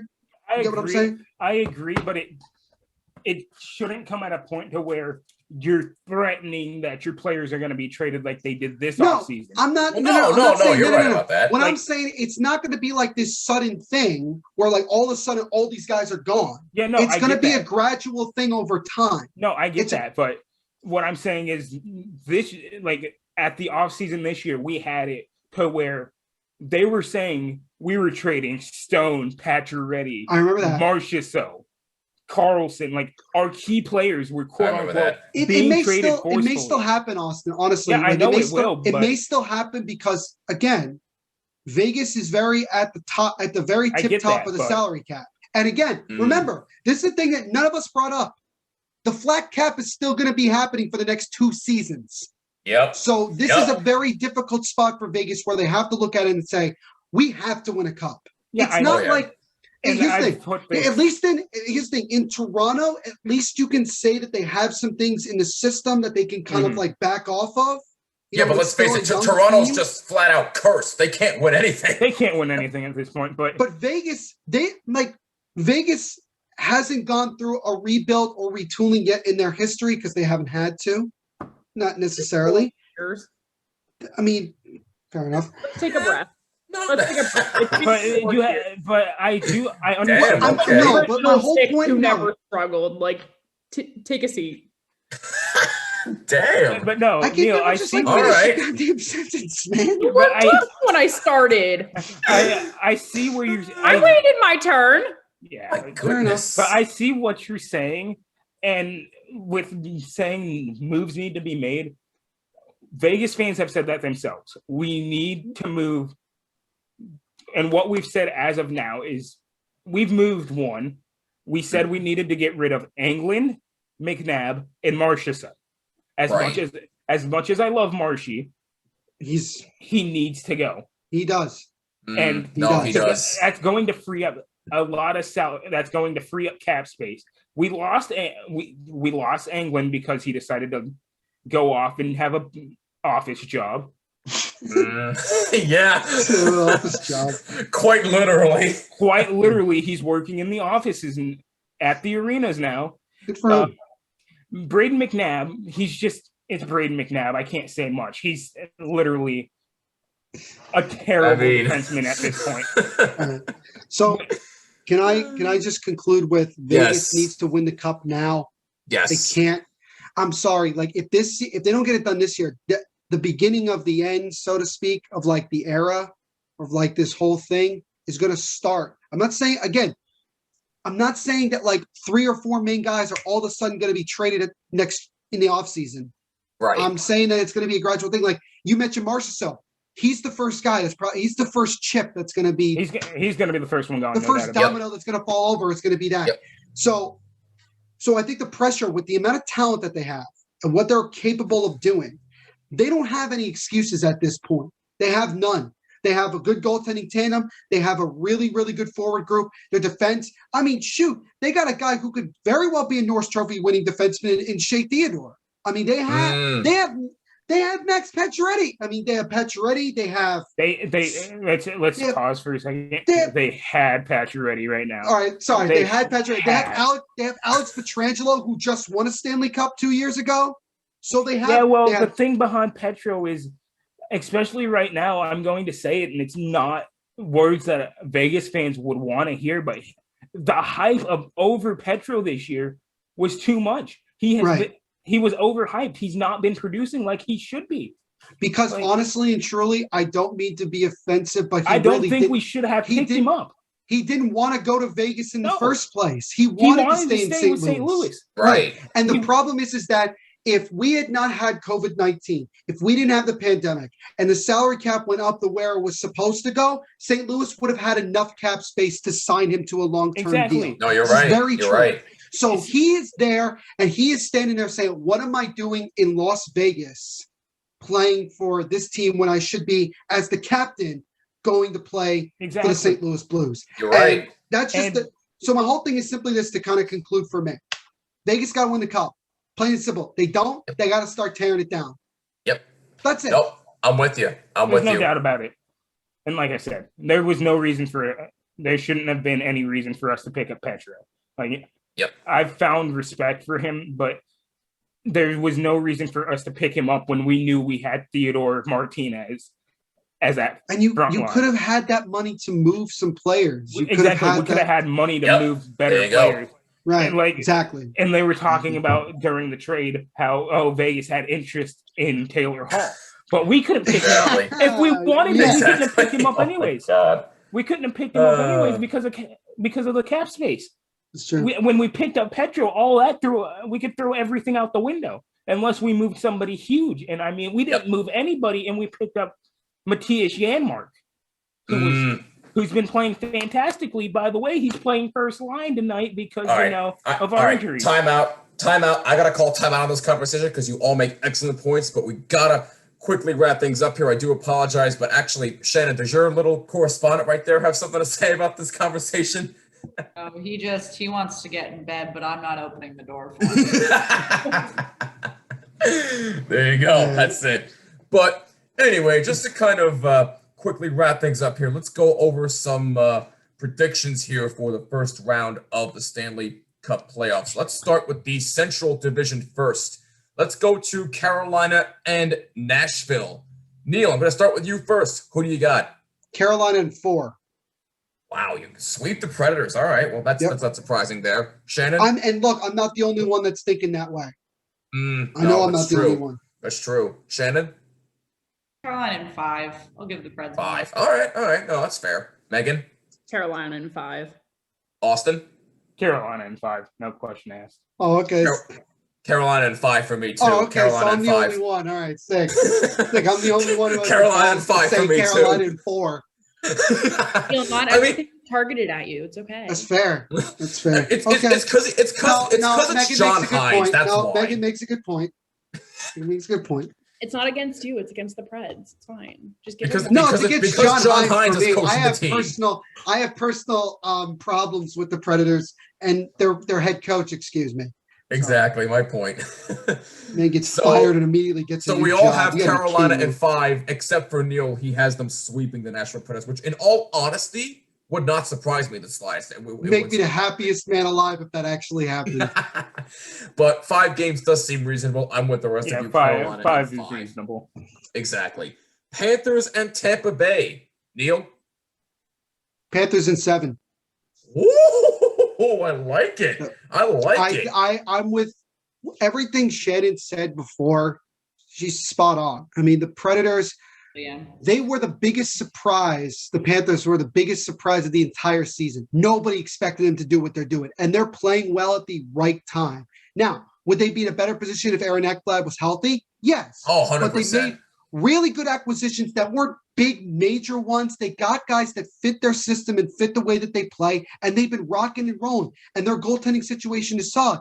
And yes, Tampa, defending Stanley Cup champions, they are getting Kucherov and Stamkos back. And they got Vasilevsky, who's probably going to win the Vezina again. I mean, it's just the way it's looking. But I do think that the physicality that Florida brings is going to be difficult for Tampa to deal with through that series. And so I think that, and also again, the advantage of these teams, they've been playing each other all year long. They played each other 8 times. So they know what to expect. They know what's coming. So I think that Florida's going to continue surprising people, and that's why I have them winning in 7 games. All right. I like that. Bold but reasonable. I like it. Shannon? I'm going to go Panthers in 6. I think. 6, okay. There you go. Prior, yeah, they're the Stanley Cup defending champions, but that doesn't mean that they have the God-given right to keep going forward either. And I think that the Panthers have really done a lot of work to build what they have right now, and they have a really good shot. So, all right. So Neil is Panthers in 7. Shannon has Panthers in 6. Megan? Tampa in 7. Tampa in 7. All right. All right. Well, at least she's giving credit to the Panthers, though. I'll give her that. Yeah, exactly. That's the most credit I've given them in like 2 weeks. Yeah. There you go. Wow. What? You haven't been giving them that much credit? No. Oh my goodness. No, she It's a hasn't. really big storyline on our a channel Panthers if you watch it. Just saying. Wow. Okay. Wow. Jim, you got to watch the live streams, man. Yeah, come Megan's on, coming Jimmy. in Come on, bro. I Every do. day, 12:30. Yes. Megan's coming with And fire Jimmy, even today. if you I don't like watch it. the whole thing, at least give them a like on YouTube, all right? Just Exactly. Come on. Exactly. Please, no. bro, even seriously, if I can't watch, I still give them a like. Yeah, exactly. So that. By the way, Don't if you're even- not subscribed to them, please go subscribe to them. It will be worth your time. We Or the promise. You. Slapshot sweethearts, in case you didn't know. Yes, and follow them on Twitter and Instagram as well. Austin, what about you? Panthers, Tampa Bay. Panthers in 6. Panthers and oh my goodness! All right, everybody in here. All right, Jim. Everybody here is picking Florida, and you know what? I think I'm right there with you guys. Panthers in 7. Jumped on the Panthers bandwagon. in 7. I think they've been. I picked Tampa, so not. Well, I mean, Yeah, I was gonna say, at least you're no, I giving was the gonna Panthers say, To credit. be clear, I'm All right, still here. Here's the thing. When We know, Megan. Here's the thing. When we're all completely wrong, we will give credit to Megan when credit is due.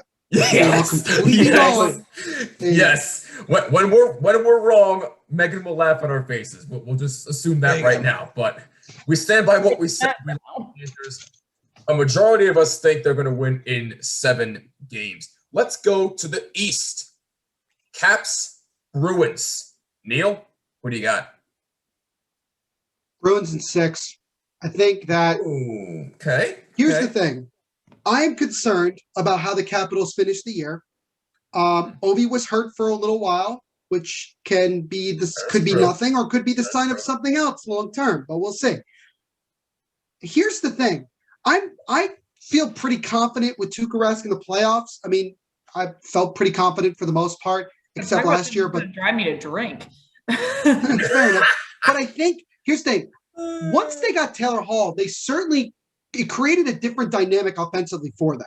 It certainly energized them a lot. Because if you look at the offensive talent, Bergeron, Marchand, Pasternak, Krejci, you add a Taylor Hall. I mean, you have a lot of good talent there. And I think that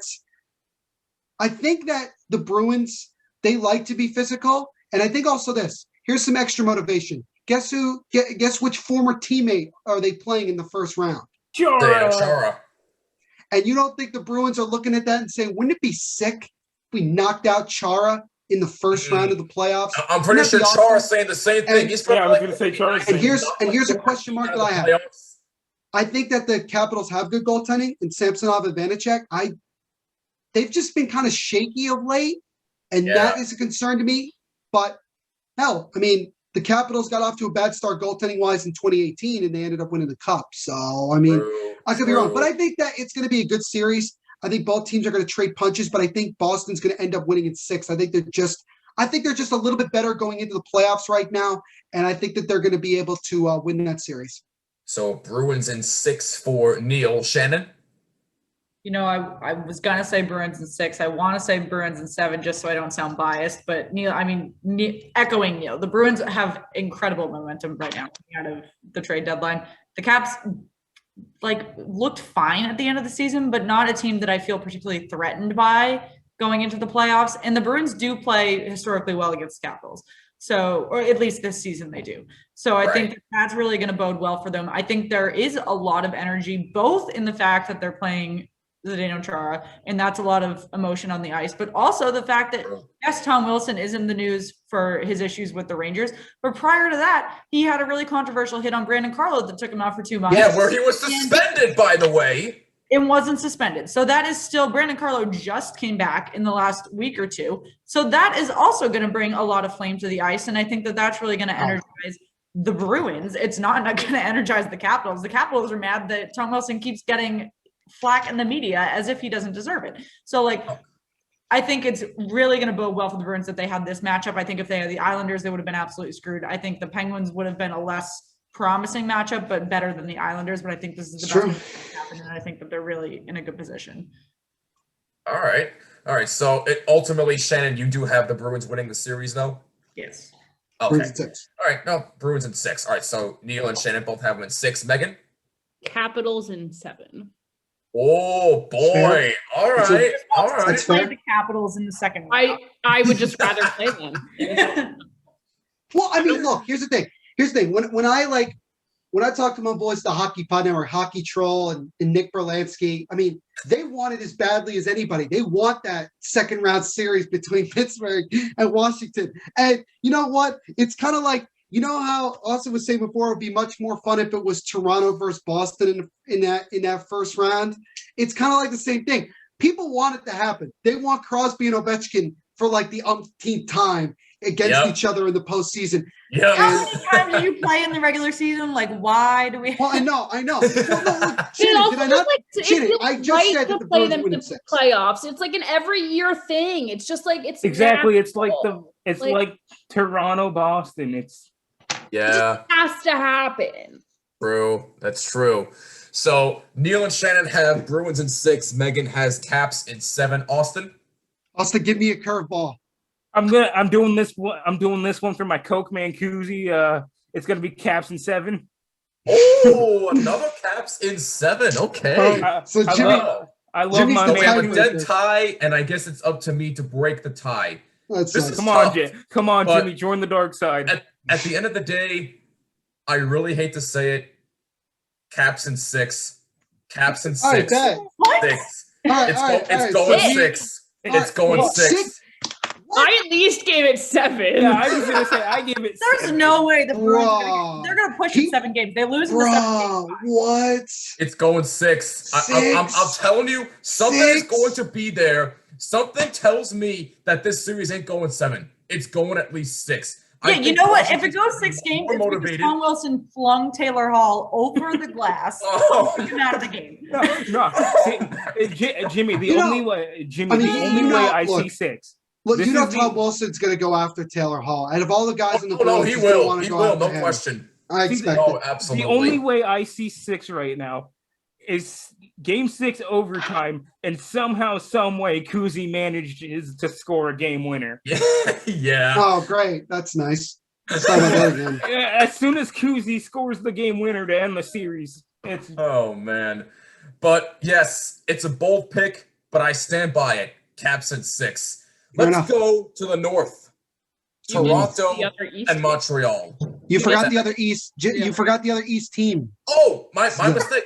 I apologize. I was so wrapped up in this series, I almost forgot. Bruh. Hey, Jimmy. This is the third thing you've done today. Come on, Jimmy. Hi, Jimmy. You're being exposed in the group chat. Sorry, bro. Yeah, well, I'm going to be Awesome. fired from my own podcast. There we go. Yeah. Penguins and Yeah, I'm Islanders. gonna take your Neil, place. Me and Neil are gonna take your place. Sorry, Jimmy. What was the question? I'm sorry. What was the question? Penguins, Islanders. Who do you got? Penguins in 6. Okay. And the reason that I say that is simply because of this reason. Yes, the Islanders play the system that is designed to win hockey games, particularly in the playoffs. Right. They tried in the trade deadline to get scoring, and to be quite frank, it really hasn't worked. I mean, Palmieri has not really fit in the way that I think the Islanders were hoping. That's cool for us because if they get knocked out early, we get a top 15 pick, a top 20 pick. So I'm all about that. But yeah, and I mean, look, losing Anders Lee for the whole year was a gut punch for that organization because he's a big piece for them. I'm not worried about the goaltending, regardless of whether they play Varlamov or Sorokin. It does not matter. They're going to be fine. Oh yeah. But I think ultimately, the Penguins are just playing way better. And again, the Penguins are still not fully healthy. Can we understand how the fact that they've been this good, particularly Sidney Crosby, and how are not fully healthy? And you know what? Some people were giving to miss the playoffs. And I didn't, because that's ridiculous. You don't. I didn't say you. I said some people. As long as Crosby is on the Penguins, I never picked them to not make the playoffs. I in my preseason rankings did have them missing the playoffs. I won't lie. Fair enough. There you go. Fair enough. But all I'm saying is this. Tristan Jarry and Casey DeSmith, even though Casey DeSmith is kind of an a-hole from what I've heard. Anyway, it doesn't matter. They both play very well, and I think the Penguins are getting hot at the right time. And did you just say Tristan Jarry plays good hockey? He has been playing decent, has he not? Am I missing something? He has been decent lately. Penguins game. That's a really kind statement. That is a very kind statement. That is I a was debate concerned. for another time. Oh my goodness. So much more time. Fair enough. Oh my but all I'm saying is that I just think that Pittsburgh is just getting hot at the right time. And I think the Islanders have just been really struggling to get some cohesiveness going. But I could be totally wrong. But I have the Penguins winning in 6. All right, Pens in 6 for Neil. Shannon? Yeah, I'm going to go Pens in 5. I think the Islanders... Oh my. Okay. Things just got interesting. If Varlamov isn't able to come back from that injury right away, it's a really great opportunity for the Penguins to take advantage of it. And that is true. The Penguins' defense is horrendous, but their offense is great. So if they can keep that going, the Islanders keep slumping for 2 games, it's the Penguins' advantage to screw up. Yeah. Wow. I like saying that all these series are going to go 7 games. You got to pick one to go short. Yeah. I like that though. Well, I did pick Carolina to sweep, so I got my short series going. I mean, because that's a given. That's a given. But anyway, Megan, what about you? Pens in 5. Wow. All right. Pens in 5. All right. I believe the Vegas game has started. Oh, all right. Beautiful. I'm all right. watching the Wild Blues game on my TV. I'm not missing a Knights game. Yeah, I'm it on NHL TV right now. I'm watching. Austin, who do you got? Pens or Islanders? I'm going Pens in 5. I really. Oh my goodness! Wow. All right. So Jimmy is a Rangers fan. Does he go against his fan base and somehow picks the Islanders, or does he decide to join every other Rangers fan and hope to God that the Islanders don't win a playoff series? You know how I feel about the Rangers fan base, but there's no way I'm going against them. Penguins in 6. The Penguins are just a better team, in my opinion. I know their defense is horrendous, but with that type of offensive firepower, forget it. It's a wrap. Again, like you, Neil, I'm not worried about the Islanders' goaltending, but that offense is just going to be too much for the Islanders to handle. Penguins in 6 for me. Now we can go to the North. Toronto and Montreal. Neil, who do you got? Toronto in 7. Oh, you think they get it done? Okay. I think they win the series. I just think that they're just going to have a lot of difficulty against Montreal. That's just me. Okay. I mean, that's just my opinion, but I think Toronto does get it done. I think they win in 7. All right, Toronto in 7. Shannon? Montreal in 7. Oh, okay. I could go that way. All right, I like it. I have to be proven wrong. I will never, ever choose Toronto to win a playoff series. I mean, Jimmy and I were picking against Tampa the entire playoffs, and then they won the Stanley Cup. So, see, that's completely fair because I'll do the same thing against the Bruins. I'm just how I am. There you go. All right, so Toronto in 7 for Neil, Montreal in 7 for Shannon. Megan? Toronto in 6. Toronto in 6. Okay. Austin? Toronto in 5. Oh my gosh! All right, he's like, that's bold, screw man. the Habs. All right. No, you know why? You know why he wants that Toronto-Boston series? Like he wants it. No, see, that was like, let's go. Barely got their place in this playoff. Like, let's not forget. True. No. That's true. No, you're right. You're right. They just got that. True. But Not hard. anyway, though. Your place. but listen, though. I gotta go with Montreal in 7 here. I gotta go with Montreal. I just think Toronto they're just flat out cursed. They can't win anything. I think Montreal's gonna get the upper hand here. Canadians in 7. Edmonton and the Jets. Neil? Jets in 6 because you cannot trust Connor McDavid, Draisaitl, and the Edmonton Oilers to win a playoff series. Wow. So the Jets in 6. Oh my goodness. Oh, and by the way, the number one reason they won't win, their goaltending, I do not trust. Oh, wow. I'm done. Oh, wow. And yeah, I know. Look, before you guys drop the mic moment, okay. Before you roast me, I'm aware. The Jets have, as Megan pointed out, the Jets are going down. Like, clearly. They haven't been playing well. But I, like Shannon said before with picking Montreal, I want to be proven wrong. Look, people want to see Toronto versus Edmonton in the next round. Like, I get it. If that ends up being the case, but until I'm proven otherwise, I'm not picking Edmonton to win a playoff series. I mean, yeah, I know they won. I know they won. What was it? 2015 that they went to, or whatever year they won. They lost in the second round. 2015. You're right. 2015. Whatever it was. Yeah, but no, till I'm proven otherwise. Vegas scored. I'm assuming. Sounds like Vegas just scored. It's 1-0. Nice. Good stuff. I think it was. Our feeds are on the same time. I think it was. There you go. And it was Petro. And it was Petro. Sick. But yeah, we're talking smack about him when he scores. But anyway. Exactly. Yeah, I think the Jets win in 6.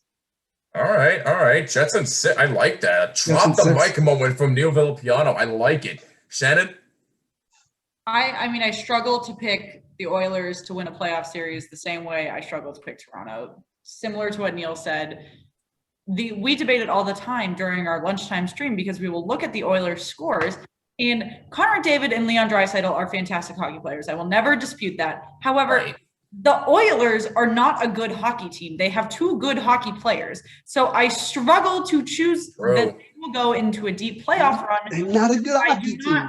And so we always debate it in the context of what I do not want to open this can of worms right now. However, please don't. The context that we always debate of like, is an MVP because they carry a team or because they play on a high caliber team and they are a very important player. So like Connor McDavid's on a really good team and he's distinguished on a very good team versus Leon Draisaitl and Connor McDavid are the reason that the Oilers are good. So we debate that all the time. There is really no right answer. It's just how you define it. And I can't choose the Oilers to win a playoff series because I don't think that they can make a long playoff run. I have to choose the Jets, even though the Jets look horrible. It'll be probably a 7-game series, not because it'll be competitive, but because both of these teams are not very good in the playoffs. And it'll be ugly. Take scrappy back wins. It's gonna be ugly hockey. It's not gonna be It's not gonna be pretty, I'll tell you that. You're right. But man, all right. So Shannon and Neil both picking the Jets. I like it. Megan? It like pains my insides because I scream about this like daily that the Oilers like aren't good. But like I'm going Oilers in like 6 because the Jets just suck. Like they literally suck. Oh, that's fair. Like there's not good, and there's like Jets. Like well, then there's Buffalo. That's fair. That's fair. Then there's the Devils and then Buffalo like at the ground floor after that. Different but the Jets aren't there yet. Very different comparison. Exactly. Yeah, they're better than us, but they also suck. That's fair. Shout out to Paul Stastny getting to 1,000 games, by the way. Yes. Austin? I loved the Jets jerseys they did for it too. They didn't just do like his number; they did 1,000. They did 1,000. Yeah, no, that was pretty sick. That was pretty sick. I like that. See, as much as I love Paul Stastny, oh no, it's not getting it done. It's gonna be Oilers in 6. Oilers in 6. Oilers in 6. All right. Okay. So Jimmy's the tiebreaker again. Of course I am, because what else am I? No. But in all seriousness, Jets in 6. I know it's blasphemous. I know the Jets look terrible. I get it. I've heard it. But you know what? Shannon's right. Connor McDavid and Leon Draisaitl, not enough. I'm not discrediting their games whatsoever because they're fantastic hockey players. But you need a whole team. 2 people ain't gonna cut it. Jets in 6. I mean, yes, Neil, go ahead. This is also the same Oilers team for the most part that lost in a bubble in their own home arena to the Blackhawks. True. That's true. That's true. And that was, and by the way, that was with no fans at all. Yeah, exactly. So I know this isn't finalized as of yet, but let's run through the West here quick, just in case it does get finalized. I was going to say, it might as well be finalized as of right now. Well, yeah, exactly. Vegas is it might as well be, right? So let's go through it real quick. Vegas, St. Louis. Neil, who do you got? Vegas in 5. I'm not. I just don't see how St. Louis makes this that much of a series because they're a tired team. They're a depleted team in some regards. And Jordan Binnington. 2019 also. True. Jordan Binnington, I'm not convinced. I'm really not convinced. I'm very concerned. But yeah, for that reason, I think Vegas. And look, Vegas isn't going to screw around. They got business to take care of, and they're going to, if they take them lightly, then it's going to be a 6 or 7 game series. But if they don't take them lightly and actually do what they need to do, it's probably that's why I'm going to go with Vegas in 5. All right. Shannon? I'm going to go with Vegas in 7. I think that Vegas in the first. I mean, I don't think Vegas is going to win the cup, but I don't think Megan likes that. Neither does Austin. Neither does Austin. He's like 7. Austin might have the same facial expressions whenever anyone says anything. We're both just watching a Vegas game, and then we're like. This isn't news to Megan though, but I mean, I don't think Vegas is going to win the cup, but I think they'll make it at least past the first round. And we talk about all the time how the Blues are pesky. I mean, they came from the literal basement of the league in 2019 to win the cup, and they weren't. It was sloppy hockey for them to get there, but they got there. Yeah. And I think that they can do the same thing to the Blues. I mean, their team hasn't changed that significantly. They've lost a couple of key pieces, but the core is mostly there. Core is basically there. Yeah. Well, yeah, that's true. All right, so Vegas in 7. I like that. Megan? I'm going Vegas in 6 because 6, I think we are really underestimating the Blues. Okay. Severely. I know I am. All right. Austin? Vegas in 4, you know why? Oh, sweet. Because their goaltending is god-awful. A sweep. Okay. He doesn't like Jordan Losington. Jordan Bennington. If he can prove me wrong in a series, so be it. But he did win a cup. He did win a cup. He did win a cup, but what has he done since that cup? He's declined. Nothing. He's been destroyed, yes. And to have Husso behind him is not good. And well, it looks like it's 2-0 Vegas, speaking of which. Nice. Holy crap, it was Keegan Kolazar. Yes, go. It was Kolazar? Oh my gosh, it was wow. Kolazar, it was Mini Revo. All right.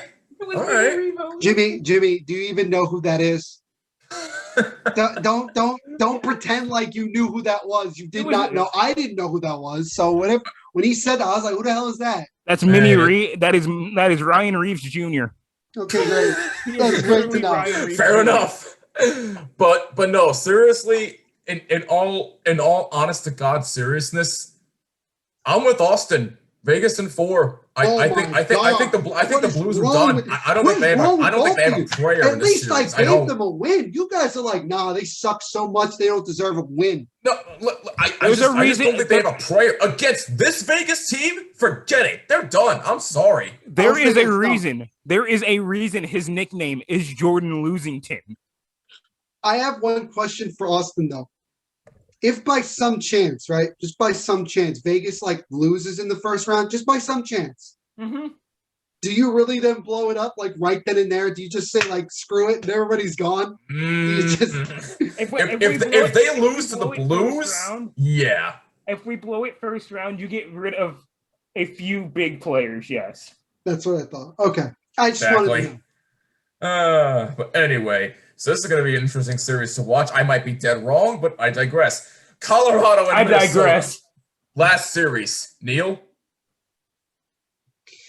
Colorado in 7.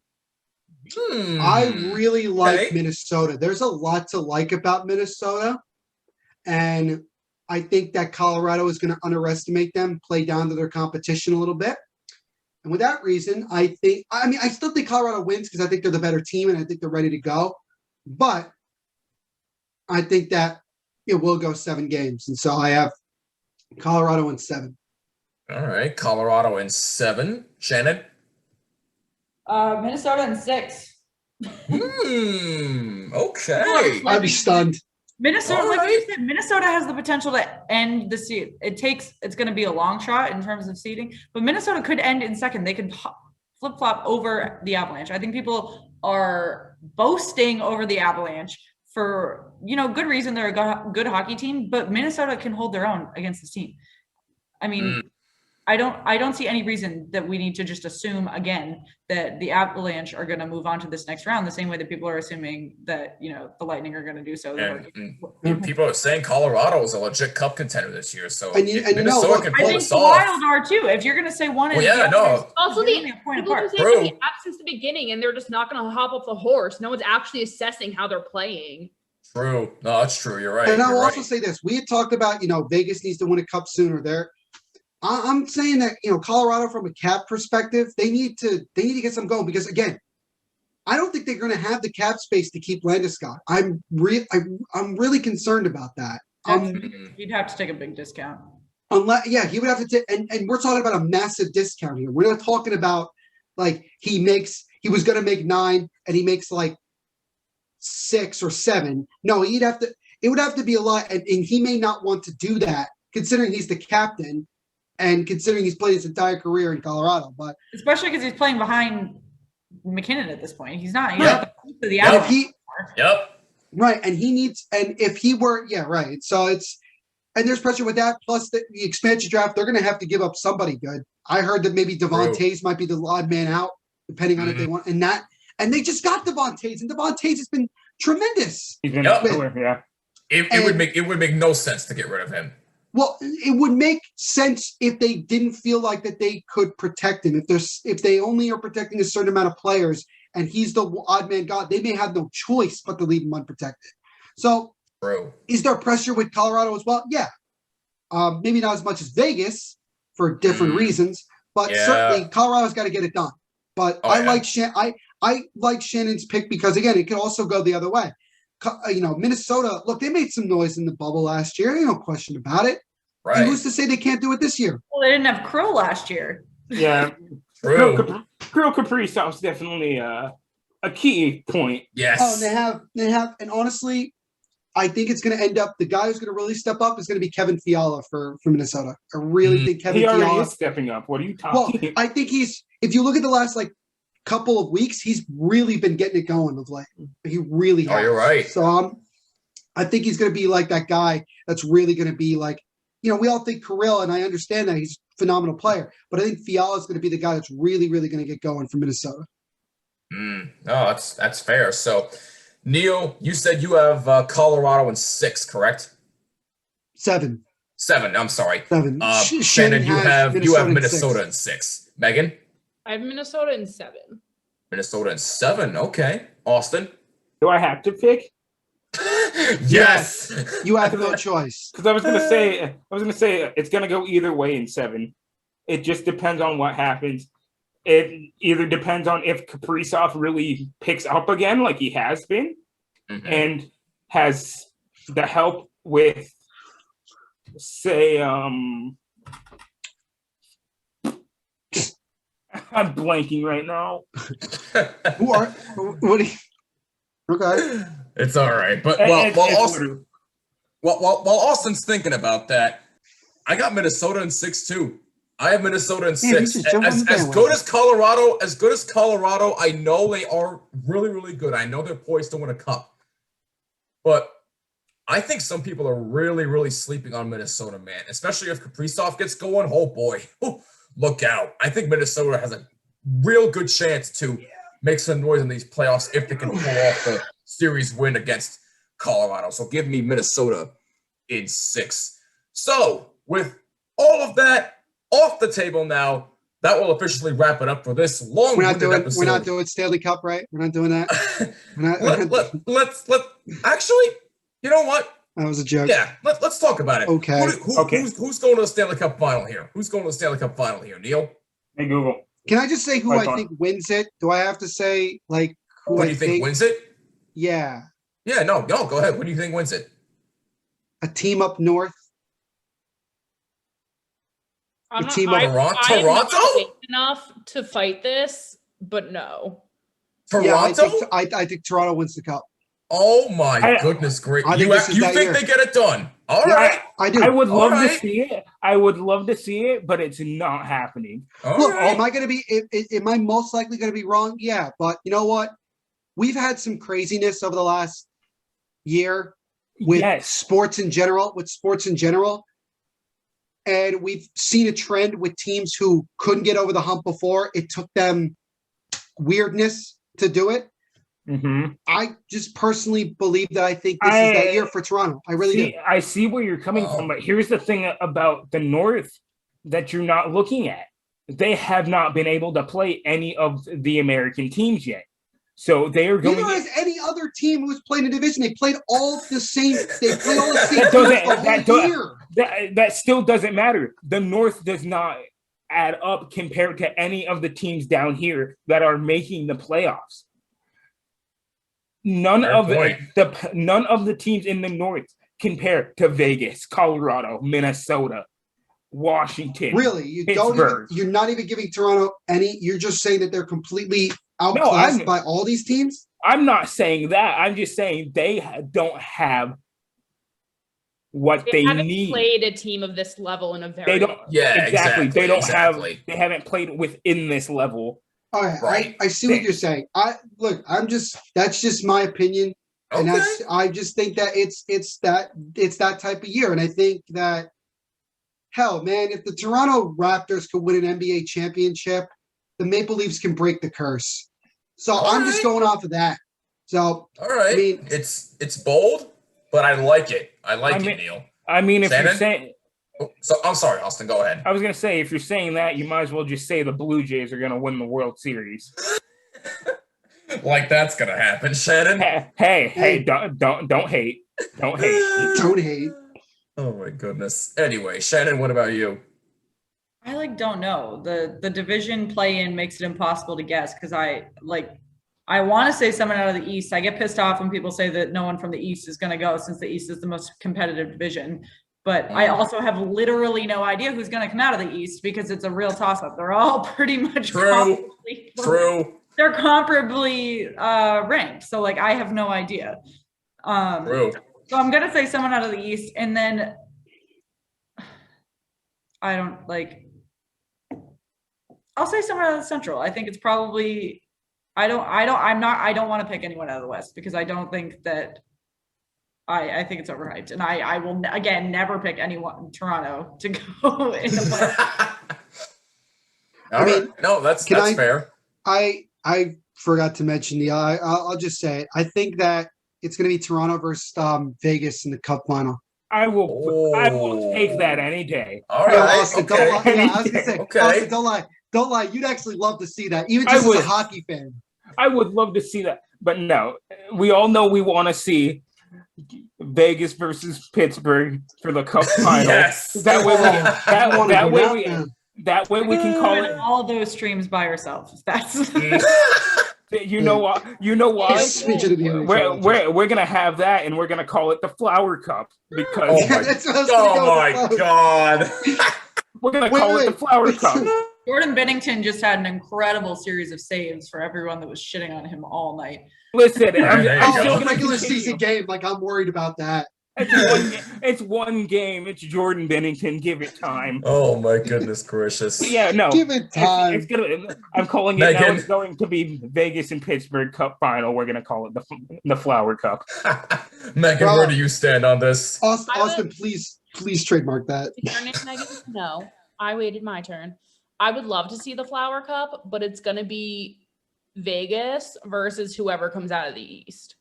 And I will not declare who's coming out of the East. Interesting. Okay. All right. Interesting. Austin. Vegas is obviously going to win, and I've already stated my case on where I stand for the final. Okay. Fair enough. There's a reason he's sitting on the all-time goalies win list, about to take over for second. True. It's true. We are going to see playoff mode Marc-Andre enter the picture at any moment now. And he's just going to blow everybody out of the water. Okay. Well, I can tell you this. The answer is quite simple for me. Who's winning the cup? It's the Pittsburgh Penguins. The Penguins are winning the cup. Like, I really think needs another goddamn cup in the last 10 years. For a team that's not fully healthy, they're playing like a house on fire. And I know some people pick them to miss the playoffs, but look where they are right now. I think the Penguins are way more motivated than ever, and they're going to win the Stanley Cup. So who do you have them playing? Vegas. Oh, Vegas. It's simple. Sick. But the Penguins are winning the cup. I really wholeheartedly believe that. And if I'm wrong, I'll say I'm wrong. But you know what? I bet we're going to be all wrong, and it's going to be two teams we did not expect, and it's going to be really random. Yeah, watch it be like versus the Wild. Like, I would watch that. I wouldn't be upset with that because that'd be a really good series. No, it would. Bro, see the thing about Vegas, I would still watch it though. I would still watch that series. I'd be intrigued as hell. I'd be like, somebody go win the cup. See, if this was mid-season, I would have something to gloat about with Vegas, but it's the end of the season, so I can't talk about how we're undefeated in overtime because the whole overtime dynamic's going to change now because of playoffs, and we're going to the 5-on-5 overtime. So the whole thing changes. I can't be Vegas 3-on-3 is lethal. Where it's at. It's lethal. Oh, yeah. It's been lethal all year. Lethal. You're right. Anyway, though, now that all that's off the table, that will officially wrap it up for this long-winded episode of the Ball Line Podcast. Yes, there was a ton to talk about and no shortage of conversation here. Let us know what your thoughts on everything that was on the table. Let us know what you think of all of it on Twitter at BottomLineWMCX, also on Instagram as well, and on Twitter at The NVP Show, and Instagram at NVPQB11. And follow Austin on Instagram as well at Mr. Taco Designs. And also, please make sure you subscribe to the Slapshot Sweethearts on Twitter and Instagram, and subscribe to their YouTube channel as well. Yes, Neil? Also, it would be a really big help if you guys could go to Twitter at Devil State, the Devil State of Mind podcast, and please enter our giveaway that ends at the end of the week on Sunday. We are giving away. You have until May 16th. May 16th. I'm giving away an autographed Miles Wood puck, and trust me, I know there's a lot of people out there that want this puck. You have no idea. But please The real question is how many entries you got so far? Well, why don't you go on Twitter and look? I did. I was on there earlier, and I saw the post, and I was like, wow. You're like, I see how it is. Yeah. But anyway, though. No, in all seriousness, whether you are a fan of the Devils or not, you want go. this. You'll like it. It's an autographed puck. You can't go wrong. But it's just an appreciation from myself for everybody supporting the Devil State of Mind podcast, which I greatly appreciate. And it's going to be a lot more content coming out during the off season. There you go. Again. There you go. And by the way, Megan and Shannon, I don't know if you ladies want to bring this up real quick, but it's my understanding that you guys are doing a playoff bracket challenge for your podcast. Yes, we are doing a bracket challenge with the official bracket challenge of the NHL. If you go to bracketchallenge.nhl.com, look for the Slapshot Sweethearts League and enter it. The black bracket should come out later this week, so you can fill it out, and we're gonna have a fat prize, y'all. I'm already goodness. I'm already in there. All right. I'm all in. I like this. I jumped in last night when they announced it. So I was like, all right. No shortage. Neil, we have to get on that ASAP. We're slacking here, but yeah, come on. But in all seriousness, go check that out. Your mouth is basically like, come on, Neil, you picked Toronto and Vegas. Let's go. All right, Ben. And watch our brackets be busted instantly. But yeah, it's like March Madness this year. It was totally worth doing. Totally worth it. This isn't going to be 2019 where Columbus decides to blow everybody's brackets out of the water. So who's the Oral Roberts of this Stanley Cup playoffs? Exactly. Oh my God. The Jets. There you go. There I said it. But Jets. Anyway, though, that'll wrap it up for us. Megan, Shannon, once again, thank you ladies so much for coming back on the show. We truly appreciate it. Enjoy the playoffs, and we'll definitely have to do something again real soon. Thank you ladies so much. Yeah, no problem at all. And again, you guys are always welcome back. Just hit us up. We can always work something out. Again, go check out their playoff bracket challenge at bracketchallenge.nhl.com. Look for Slapshot Sweethearts. You should see it right there. And please go subscribe to them as well. It will be worth your time. For Neil Piano, for Austin Myers, and for the Slapshot Sweethearts, I'm Jimmy Fidizzi. This is the Bottom Line Podcast, and we will see you in the next episode. Peace, and enjoy the playoffs.